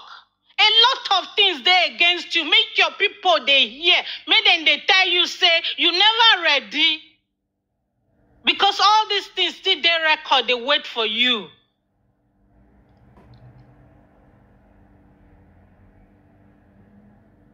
Baba, no let them whine you. No let them. No let them. They go only try. No let them succeed in your life. Be an example. Will they support you so that make you set the standard for them, for this country? Since then, thought say people will no get money because we know the people will they under this matter. Say they no go succeed for the Nigeria. The Nigeria now for everybody. We want they come house. Make we they come house to a safe home. Not be make we they fear. Monkey they walk, babu they chop.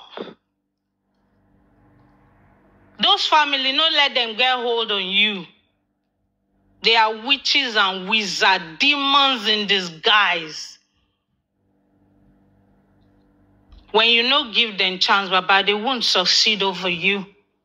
They won't. They lied against you. They maligned your name. They ruined your reputation. Even as a carpenter, you're a man and you deserve to live. Atole lied to the whole Nigeria and they believe. And you want me to use hand rub your head and it's okay? It's not okay. And as I stay here, it still in my mind and I know for sure. Atole and the rest of her family, Wunmi and her mama and her papa, it no go better for their generation.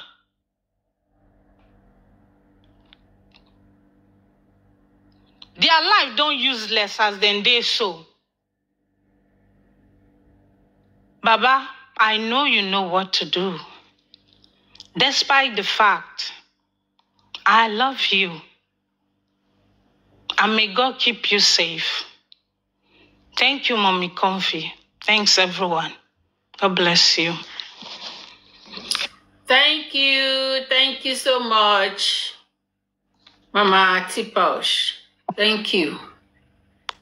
Oh my door. Mommy Larry. Mommy JK International. Good evening. Oh, Mommy JK. Please, okay. All right. Ẹ sọ̀rọ̀ ma. Ẹ jẹ́ kí ẹlòmíì sáré sọ̀rọ̀. Ẹ jẹ́ kí ẹlòmíì sọ̀rọ̀ ma. But meanwhile, ṣé rí nǹkan tí mo sense yín? Yeah, I want to release the critical thinkers.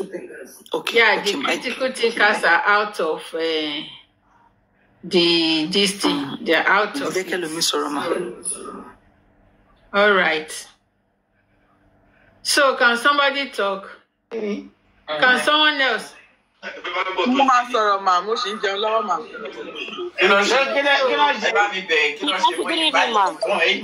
It's Sugar.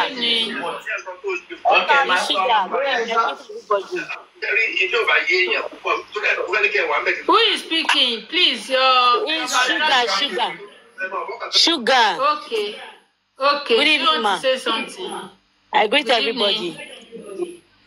I actually want to say something. I don't know if it's possible for us to still be a bit patient for Mr. Aloba.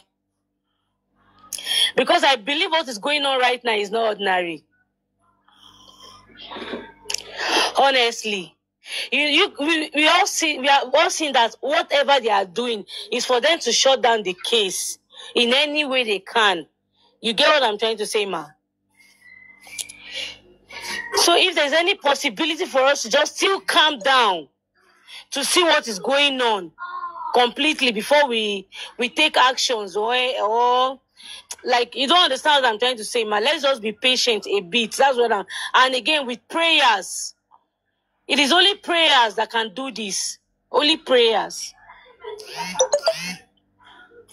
So I just plead that we should just still be patient with him and pray for him, because probably maybe he's under threat. He might be under threat or under something else, you understand? But let's just be patient. We have started with him. You understand? They just want to send us all from his back. That's what they are trying to do.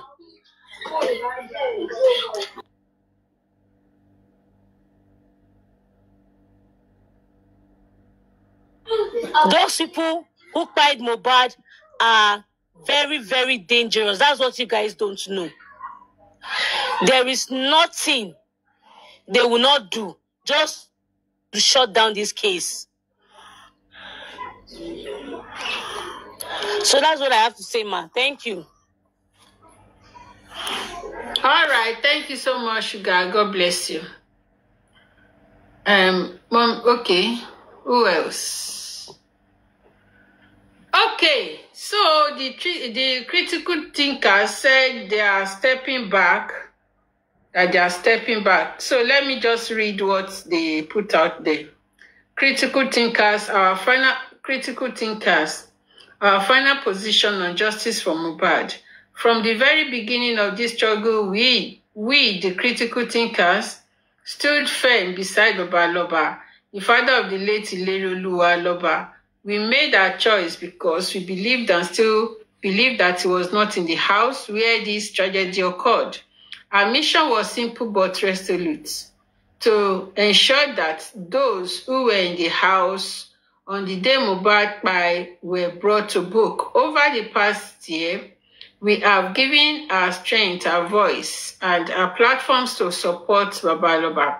We made sure he was heard. We ensured the world saw his pain and listened to his truth.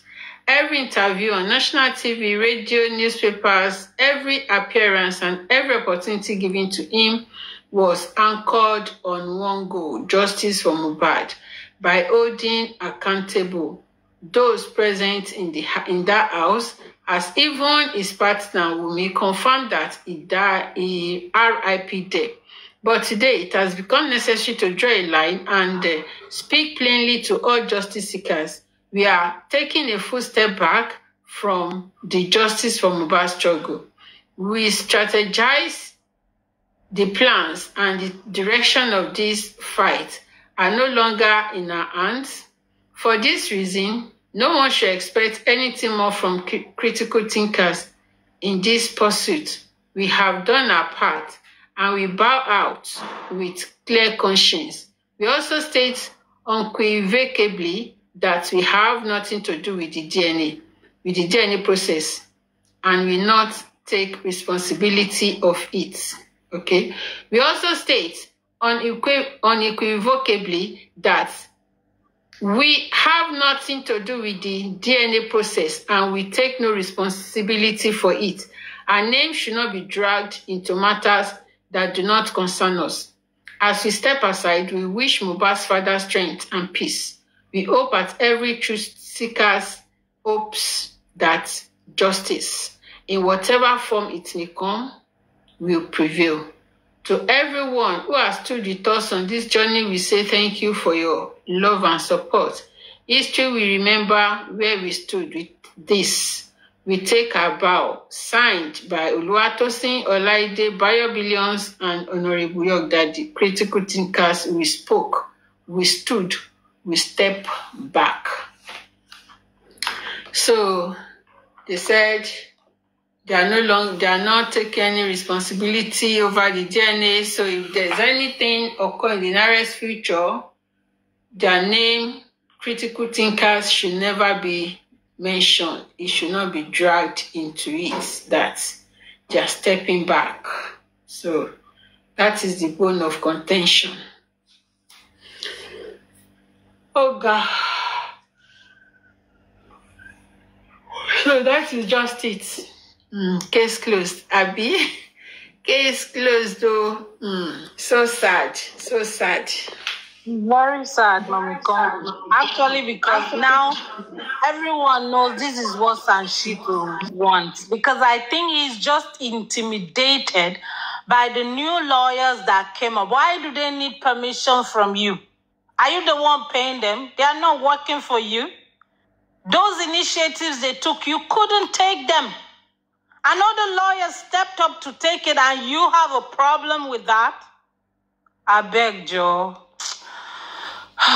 Let me just keep it quiet.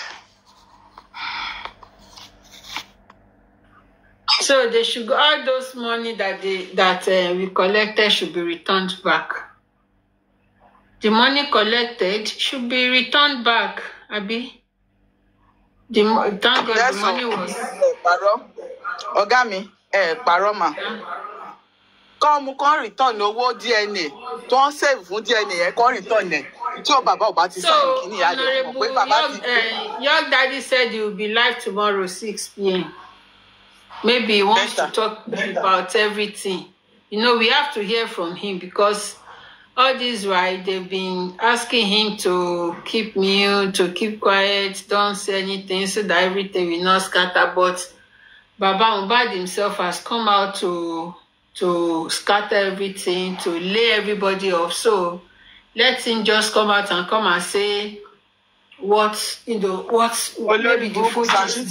full gist of what you don't know. Olórí burúkú Sanshito ó ti handcuff bàbá. Detola Aduke ṣé mo ibi tí mo ti fura sí Detola Aduke mà. Ìgbà tí Detola Aduke tó lọ sí Nàìjíríà all of a sudden ìgbà tán ní kàn pé àwọn Naira Marley àti kinní kan padà. Ìgbà wọn ò tí conclude kinní tó lọ sí Nàìjíríà pé kíni ìyá yìí lọ ṣe ní kóòtù all of a sudden tá ṣàyédé rí wọn ní kóòtù ńgbà yẹn. Tóun àti ìyá Rich Grace yìí tọ́jọ́ ṣe kùrùkẹ́rẹ́. Ìgbà yẹn wọ́n ti ṣiṣẹ́ hand in hand àtàwọn ìyá Poor Grace àti eléyìí tó pèrè ẹ̀ ní Erelu nǹkankan yẹn wọ́n ti kọ́na gbogbo wọn. Àwa kàn pariwo lórí social media a kàn sọ pé ókè o ẹ má jẹ́ ká sọ̀rọ̀ o ẹ má jẹ́ ká ṣe kinní kan gbogbo wọn ti kọ́na ara wọn wọ́n ti mọ bí wọ́n ṣe fẹ́ ṣe wọ́n ti wò pé decision tó bá ti make ni so it's group after group. Àwọn critical thinkers wọ́n làágùn wọ́n ṣe gbogbo ẹ̀ wọ́n sáré sókè sódò ẹ̀yìn kan ẹ̀mú ẹ̀ gáàgì bàbá ẹ kọ́na bàbá sọ́wọ́ ẹ wá lọ ń dẹ́rù bàbá yẹn tó bá ṣe bí eléyìí kan báyìí consequence báyìí.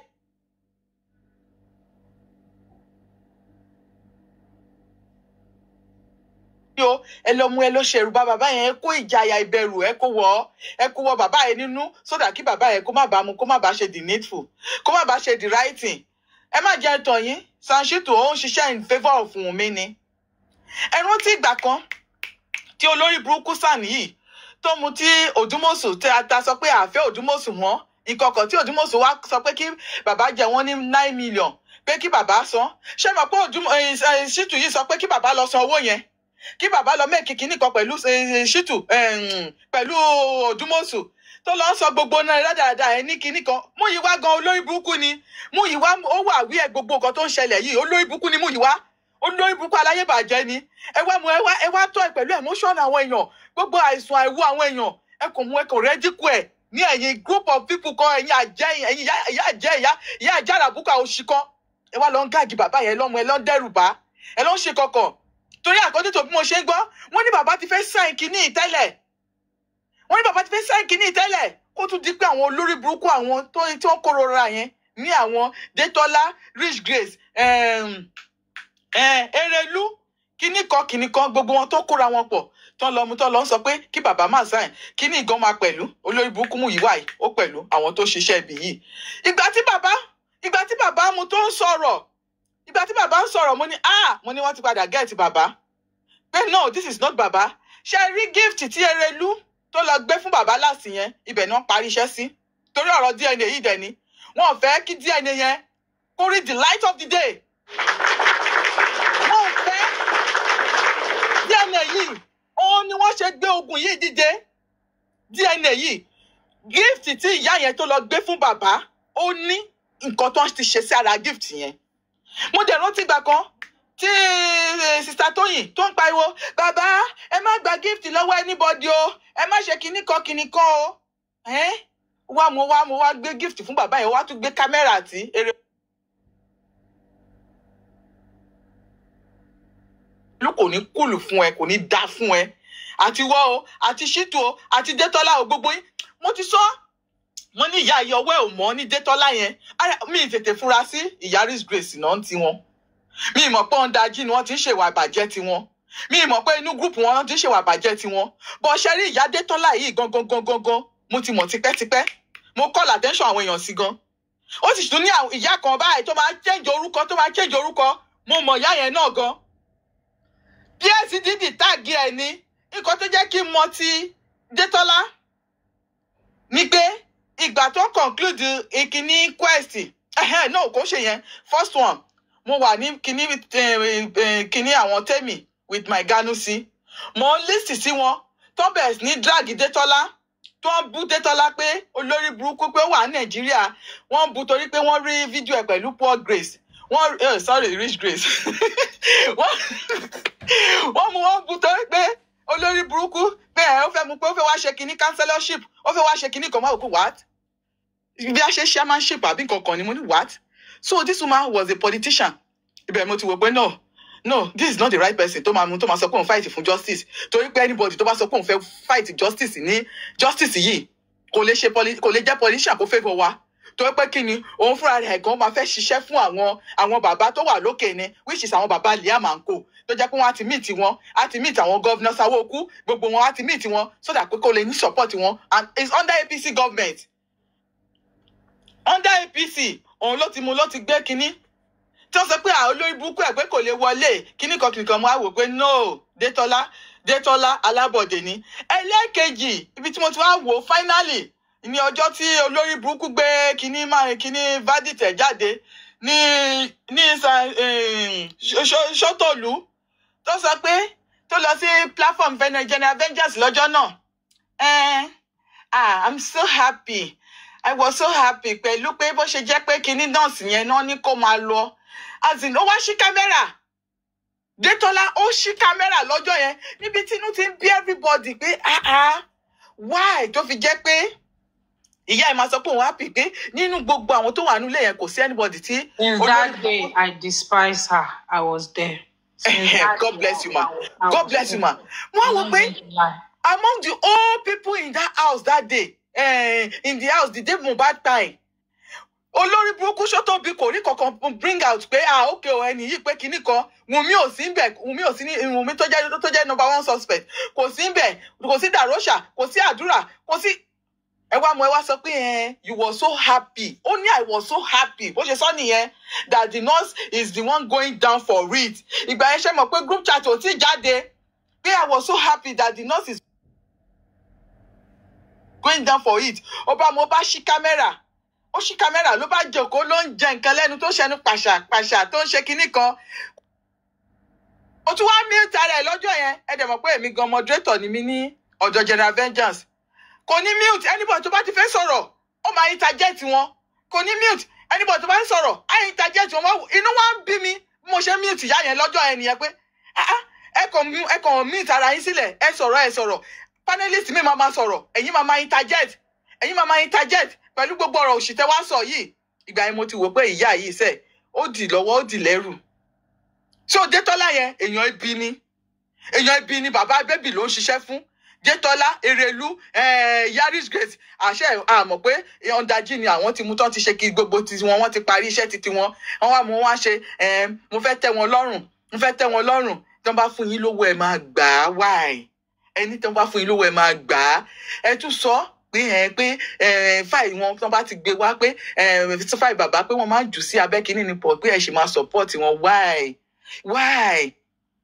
why Yaris Grace torí èmi báyìí sí o lórí ọ̀rọ̀ pé wọ́n ra mọ́tò fún yín àbí wọ́n gbé yín lọ sílùú òyìnbó èmi ò mọ àwọn tó ṣe yẹn fún yín but ọ̀rọ̀ ẹnu yín gangan ó ti condemn action yín ẹ tún wá ṣe yẹn tán ẹ wá mú ìgbà táàtìlẹ̀ tí mọ anything lórí social media àti mọ anything lórí social media ẹ dẹ̀ ṣáná sí loud ẹ ní àwọn tó bá fẹ́ lọ kó máa lọ èmi ṣàwò pé ta ni ìyá yìí ń pa òwe fún ẹ mọ̀ pé gòkè wá sí ọ̀dọ̀ General Vengeance lọ́jọ́ kan tẹ́ sọ pé mọ́mì ìlérí olúwa ẹ mọ̀ nǹkan tẹ́ máa sọ ni pé kí bàbá sign document tèmi wá wò pé bí àwọn ti African Tif pé bí àwọn yẹn ló ń gbé dọ́kúmẹ́ǹtì bọ̀ pé bí àwọn gúrùpù wọ̀nyẹn ni lè má sọ pé ṣé kò ṣerú àwọn ti African TV kọ̀ọ̀kan èmi ò tí mọ anything nígbà yẹn mi ti mọ̀ pé gbogbo pé pé kó lè come kí justice lè come to limelight ni lóòótọ́ tìgbà tí mo wá ń gbọ́ pé kinní kan ìyá Rich Grace wá lórí láyà wọ́n wá lọ tan live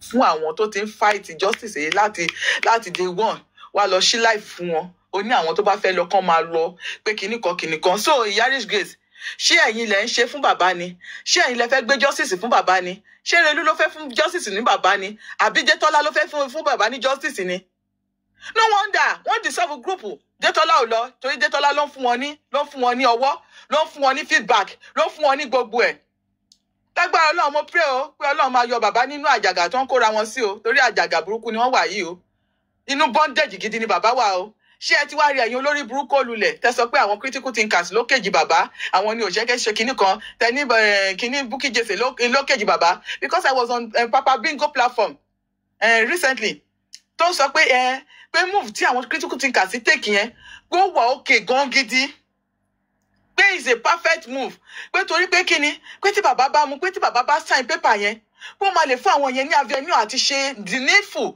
nǹkan tó yẹ kó ṣe pé but pé tán bá lọ sọ pé wọ́n lọ tún gbé true bàbá pé bóyá kán join Sanṣítù ni pé kinní kan kí Sanṣítù jọ join wọn ni pé àwọn people yẹn wọn ò ní lè direct wọn sí pé kán lè ṣe the needful pé so pé is a good move ẹ̀yin olórí burúkú kan ẹ ti mọ̀ pé good move ni ẹ wá lọ antagonize ẹ wá lọ mú ẹ wá lọ gáàgì bàbá yẹn ẹ wá lọ ń ṣe gbogbo ẹ ẹ mọ̀ pé àná bíbá yìí mo fẹ́ express mind mi lórí ọ̀rọ̀ ìyá Rich Grace tí mo express ẹ̀ tí mo ń ṣàlàyé pé I was so disappointed o pẹ̀lú nǹkan tí ìyá Rich Grace ṣe pé why tó fi máa hu irú ìwà yẹn pé my mind was bleeding pé ẹni tá gbójú òkùnlé kò máa jẹ ní agbá o ẹni tí èèyàn pọ̀ pọ̀ tán yìí ta ló lè mọ̀ pé àwọn woman yìí ló gàgì bàbá yìí ta ló lè mọ̀ pé àwọn ló gàgì máa yìí tó wọ́n sọ pé àwọn critical thinkers ẹ pé wọ́n wá gbé ìṣẹ́ pé wọ́n máa fi kó àwọn tó wà nílé yẹn ta ló lè mọ̀ pé àwọn obìnrin yẹn náà lọ ń kọ́ mú láyà máa yẹn ó lágbára o. No, but what is their gain at the end of the day?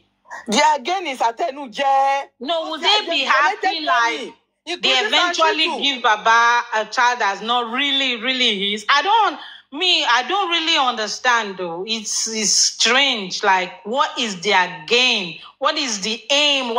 Why? Why did you come and pretend to everybody? I mean, you see me, that's why I'm me, I'm by myself. I don't care about all this one. Why? What is your gain? Are they happy? Like, you're just pretending. Christian woman and all that stuff. Are you serious? Like, are they not working? Hey, God forbid bad thing. We are just here. Exactly. That's why the critical thinkers are trying to work separately with exactly. They would have been separate. Honestly, since they've asked that question, is it possible? Is it possible we get different lawyers? The son said yes. Can they do the judicial review of this case? He said yes. Okay. Now, because what I'm hearing today from Baba is like he wants them to come and meet him and then explain what they want to do. For me, that is a total no-no. Why? Because you're a lawyer on your own, and they are working on their own. They are not working under you. Why do they need your permission to come into this case? He wants them to be under the sun. Yeah. So that the son will be the one to say, oh yeah, do this one, do this one. Do it like this. As if those ones are not competent enough. As if they are not competent enough. That will never give us the justice. Are they illiterate? Don't they know what to do? Huh? Why would they be under the sun? Sun is collecting his money. Those ones too they are working for their own money. Exactly. Because I think he's doing the Sun somehow like, look at what they just did. And he didn't do that. You didn't sue women upon everything. Every evidence is in front of you. No woman, nobody in the... That is what everybody has been shouting. People in the house. You came in. Everything you're showing us is fire. We don't want to see fire. We want to see action. And nothing of such came up. And you want people to be quiet? I don't understand. Just imagine. 5 days I went to this. We don't want those ones. Baba, but Baba could not sue. Yeah. Hold physical people responsible and let Baba them give accountable of what happened in the house. None. Nothing. Odindin son, I beg, let him go and sit down. And you're protecting him, Baba, because he's a son. Baba was pleading on his behalf now. Baba was pleading on his behalf. It's people that are paying him money, It's not just a son for whatever. Even Falana said they use and rob ground, not to talk of. Who you be? Manipulator. Please. You see all these pretentious women that will come. We drag Falana like tomorrow no day. Yes, now. Falana enter house. Though he's still doing it underneath. Sure you understand, but he enter house. Who you be? Sam, please. If you are not doing your work and you are not listening to people, they will drag you. What's come to watch? Nobody hires you. What? It's because of the bad deeds that you did that cost you that. It's nobody's business. Even Falana, all Instagram, wherever, they dragged him to nonsense. See, let me tell you, how can the public be paying you? And you said you are working, you are not feeding the public back. You are not feeding us back. That Muyiwana said, they are doing it underground. They are doing it, he's working underground. Working underground my foot. And they cannot give the public feedback of what he's doing. You will never see this man in the national newspaper. You will never see him talk about justice for Mohbad. You will never see him publicize justice for Mohbad, saying, the government, we implore the government to do this, to do that one. No. Oma carry Woleni because you fight for DNA. DNA that you guys know that you are going to compromise at the end of the day. You know that.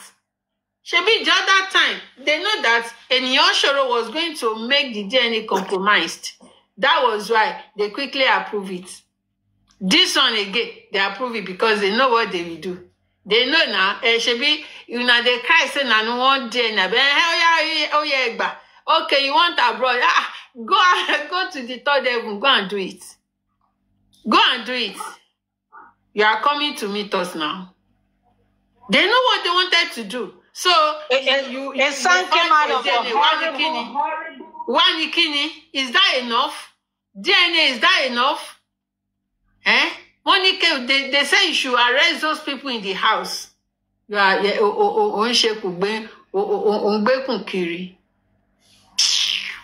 nonsense. Opayemi, do you want to say something?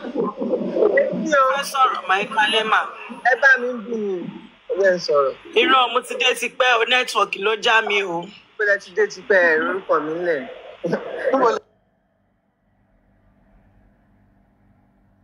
Ó ti wà bí ti pẹ́ ni ti wà bí ti pẹ́ network ẹ jálẹ̀ wá gbèsè.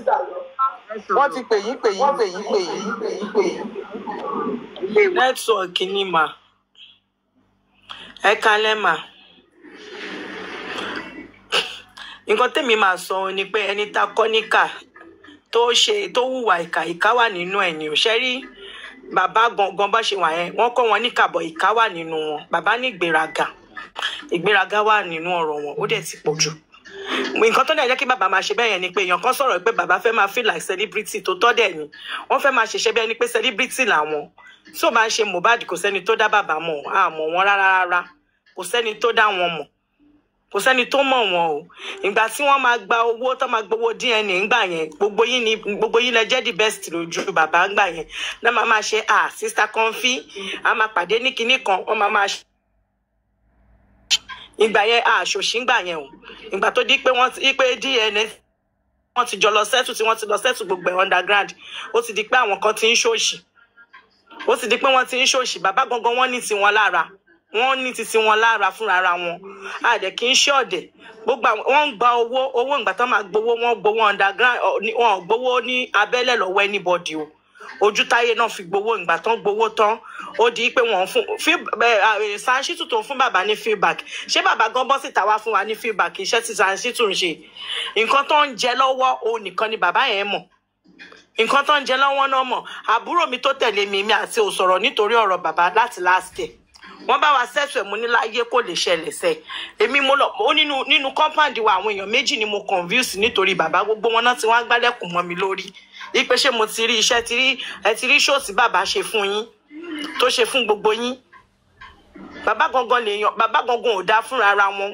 ò dá mo ṣẹ̀ṣẹ̀ rí sìn ni mo ṣẹ̀ṣẹ̀ rí ni tẹ́lẹ̀tẹ́lẹ̀ ni pé kinní kan mo máa lọ sórí status mi báyìí máa tún lọ post bàbá máa lọ gbé bàbá síbẹ̀ best father àṣerọ́ ni ẹ wo bí bàbá ẹ wo adúrún nǹkan bí bàbá ṣe ń sọ̀rọ̀ lónìí òtútù dẹ́ mú mi ọwọ́ mi ń gbọ̀n fóònù ń jábọ́ lọ́wọ́ mi ọkàn mi kọ́kọ́ lọ sọ́dọ̀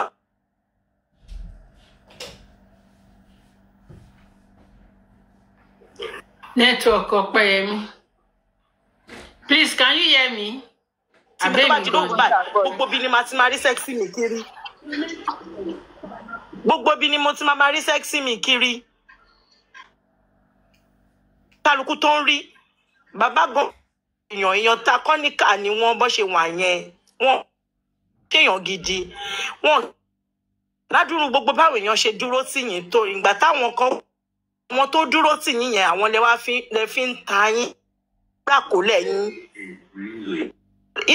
tí bàbá bá tiẹ̀ ẹni ṣò kódà kan máa gbórin orin ó bẹ́tà ju useless wọ́n ṣe lé ní ìlọ kọ́ máa gbọ́ orin ọmọ wọn lásán àbí pé kọ́ máa bẹ̀bẹ̀ but Mr. Muiwo lórí burúkú so ó mọ̀ pé nǹkan tí bàbá sọ ò dáa òun ò ṣe bọ́sìtà kóun náà wá kí wọn lẹ́yìn kó máa sọ wípé kó máa sọ báyìí kóun gan máa lọ fojú sunkún ọmọ ó wá dé ó wá ń bẹ̀bẹ̀ ìgbà tó rí pé bàbá sọ nǹkan tí ò dáa kí ló tó kọ́ ṣọ́ wọn wípé nǹkan tó ń sọ ti pọ̀ jù bàbá nǹkan tí mo dẹ̀ rò ní pé bàbá ti ń fìl ara wọn wọ́n ti fẹ́ máa fìl ara wọn pé kò sí báwọn ò ṣe jẹ́ wọn ò jẹ́ ní tí òun kán gbàgbé òun wọn ò jẹ́ nǹkan kan èèyàn ló ń bẹ lẹ́yìn orò tó rò fi ń ké èèyàn ló ń bẹ bọ́dẹ̀ ṣe wà yẹn wọ́n ti fayọ̀ fọ́ tán pátápátá torí kò sí ẹni apology tán lè bọ́ síta tó sọ pé àwọn fẹ́ ṣe mi rò pé ṣé gbogbo àwọn tán ti tójú wọn mọ́lẹ̀ ṣé ojú àpá lè jojú ara ni kò lè jojú ara náà àní sùn àní wo nítorí pé kí ni nítorí ọmọ wọn for the past 2 years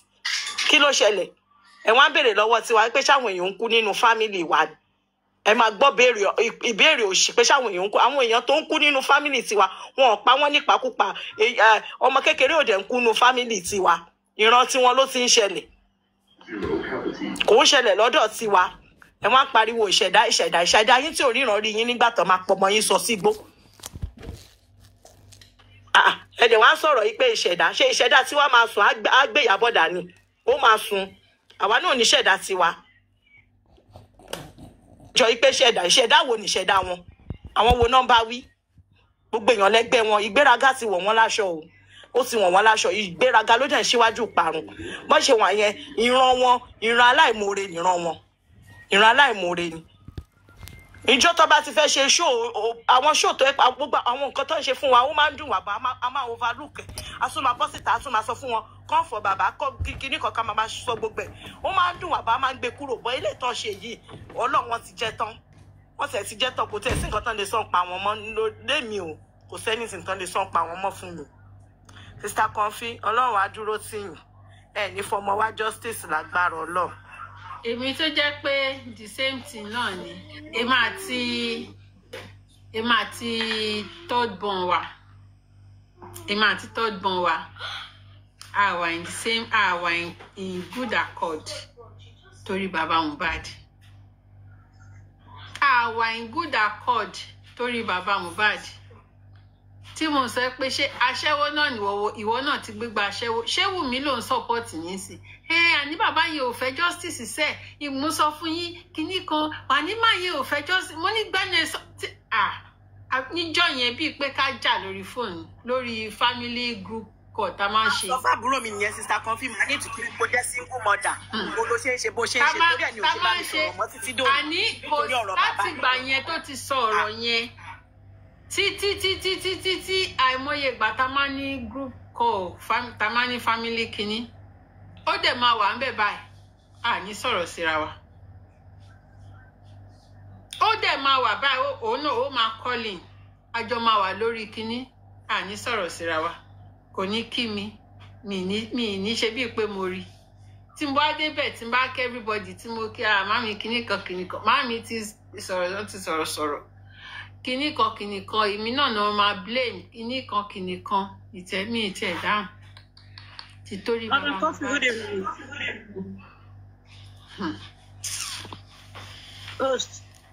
Good evening, CEO. Good evening, ma'am. Please, can I quickly say something? Good evening, everybody. My lady that just spoke just now, let me just start from where you stopped there. Do you think Baba was referring to us in that place where you said, Baba said, if anybody never cry for our family? That one was not for us. You understand? If you listen to the video very well, all of them. It was Arifa, yes, it was Arifa because Arifa recorded Baba and he played it yesterday. You understand? So the dragging of Crushing Queen, it's not that Baba don't see it. So Baba is not those ones that he saw. He talked to a critical thinker, but when he said whether person never cry for anybody family, it's not us. You understand? We should go and listen to it again. Maybe tomorrow they should play it again. Baba was not referring to us. You understand? So it was those people that have been dragging him. Have we dragged him? No. We have not insulted him. You understand? It's people that were insulting him, dragging him, throwing stuff at him. Ngozi that just newly lost her job now. That critical, what's her name? Crushing Were. So that woman, the way she's just running to and fro like a devil.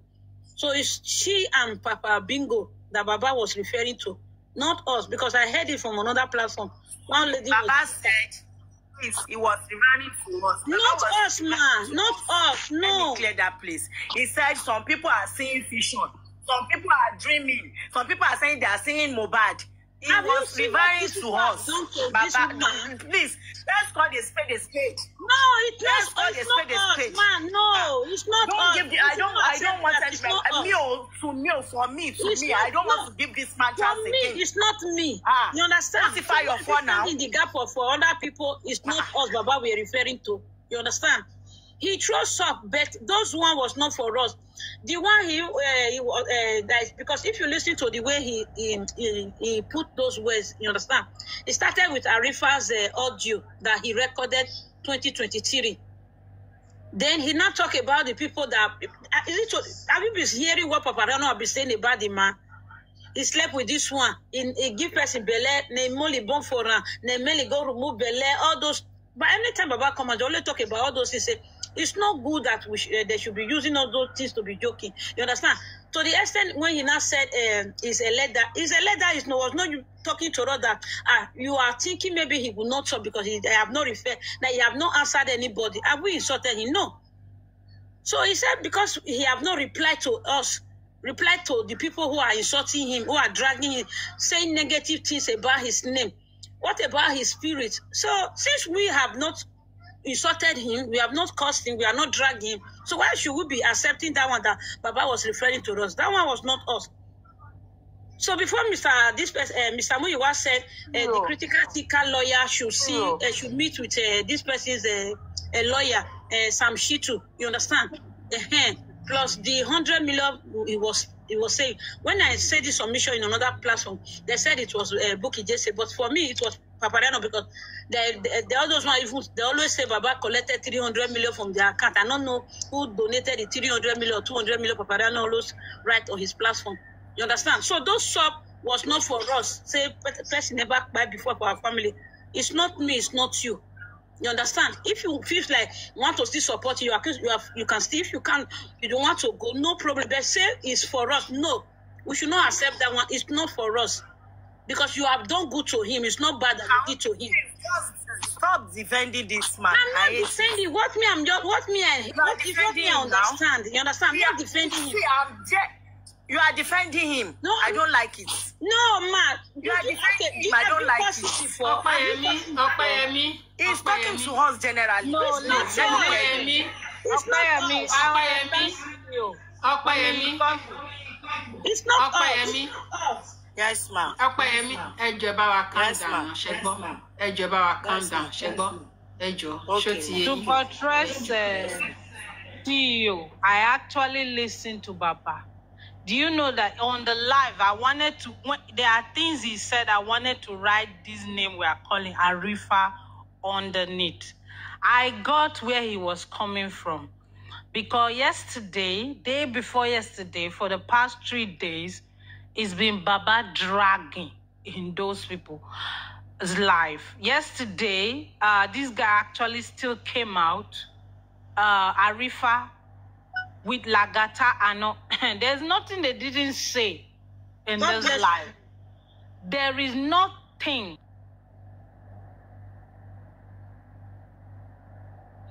You know, even audio that he spoke with Baba, they brought it out. So I understand when Baba came out in that mood, there are things he said that I understand around that case. And then he now placed it just for everybody, which as at this moment, we thought there should have been more wisdom, because in the middle of all this, it affected everybody, especially with what's going on right now.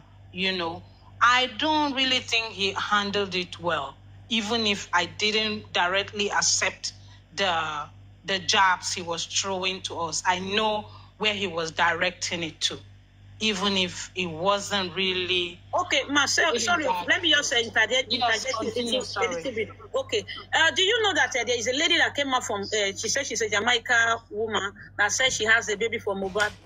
So the lady came out on social media to say that after one, Mama Ijabo said something about it. So the lady now came out. So Madam Kofi went to go and meet her. They spoke behind, you understand, how to link her with Baba. Do you know that Lagata changed that story? I have the audio. Even Mama Kofi has the audio as well.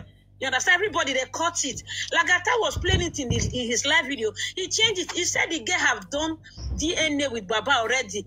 And the girl has already called Baba. And it's not true. So all those things, those people are the one Baba we are referring to in that place. Because the girl did not say she have done DNA. She said she will do DNA when Guresi asked her. But Lagata changed it. Before Bosma was now saying that this is not the right person that has baby for Mohbad, there is another person. Like you said, for the past 3 days, it has been madness on social media from Crushing Queen and her cohort. You understand? So we should not accept that the other part of it, say Baba was referring to us. Somebody have not Good evening, house. Good evening, house. See you. You are not a baby, my beautiful CEO. We know Baba. If Baba is talking to you, when Baba is talking, Baba will say, "I'm not talking about you true justice. So I'm not talking about you true justice. So I'm talking about people who that is insulting me." Baba normally say that. No, Baba, I've never put something like that direct. I've never direct. Baba said that. Baba normally say that. No, I've never seen that one. Anime obey in the true justice. You àwọn tó ń bọ̀ òun lòun bá sọ. We are not a baby. No, it's not us. It's not us. Okay, as for you, it's not you. And it's not for you also, man. Truth. It's not, because you have tried your best. So it's not for you. See, do you know I'm a typical Yoruba woman? That's what I'm saying now. That's what I'm saying now. Mommy, I said it's not for you. You understand? Because you have tried all your best. It's not for you. You understand?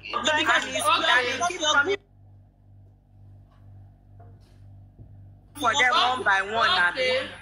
Okay, let me say something. Don't worry.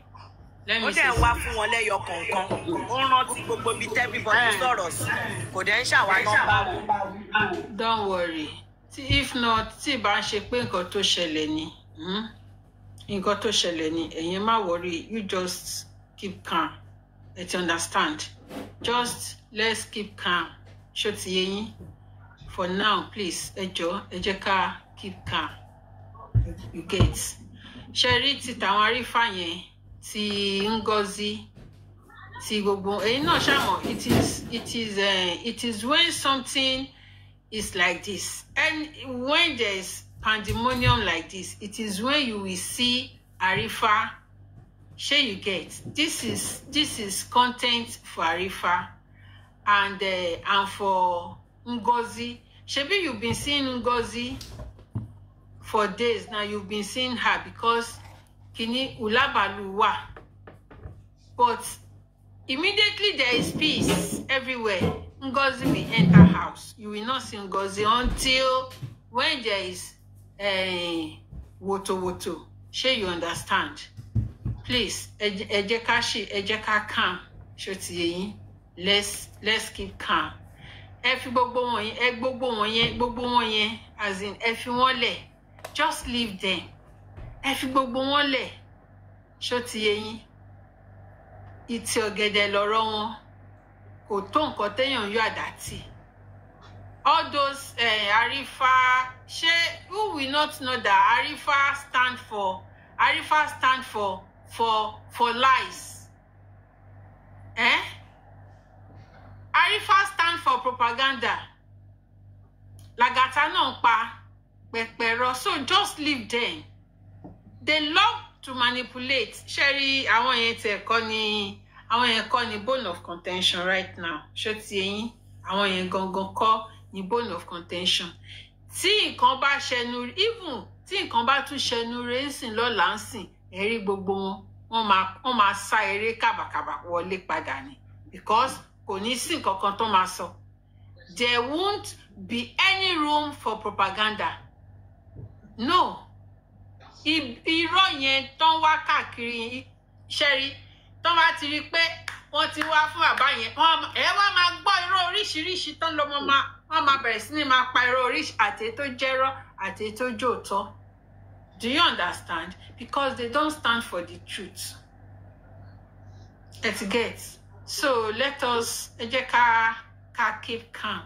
Sherry, taba dákẹ́ báyìí ò mean pé maybe we are mumu or we don't have our response, or because we don't know what to say.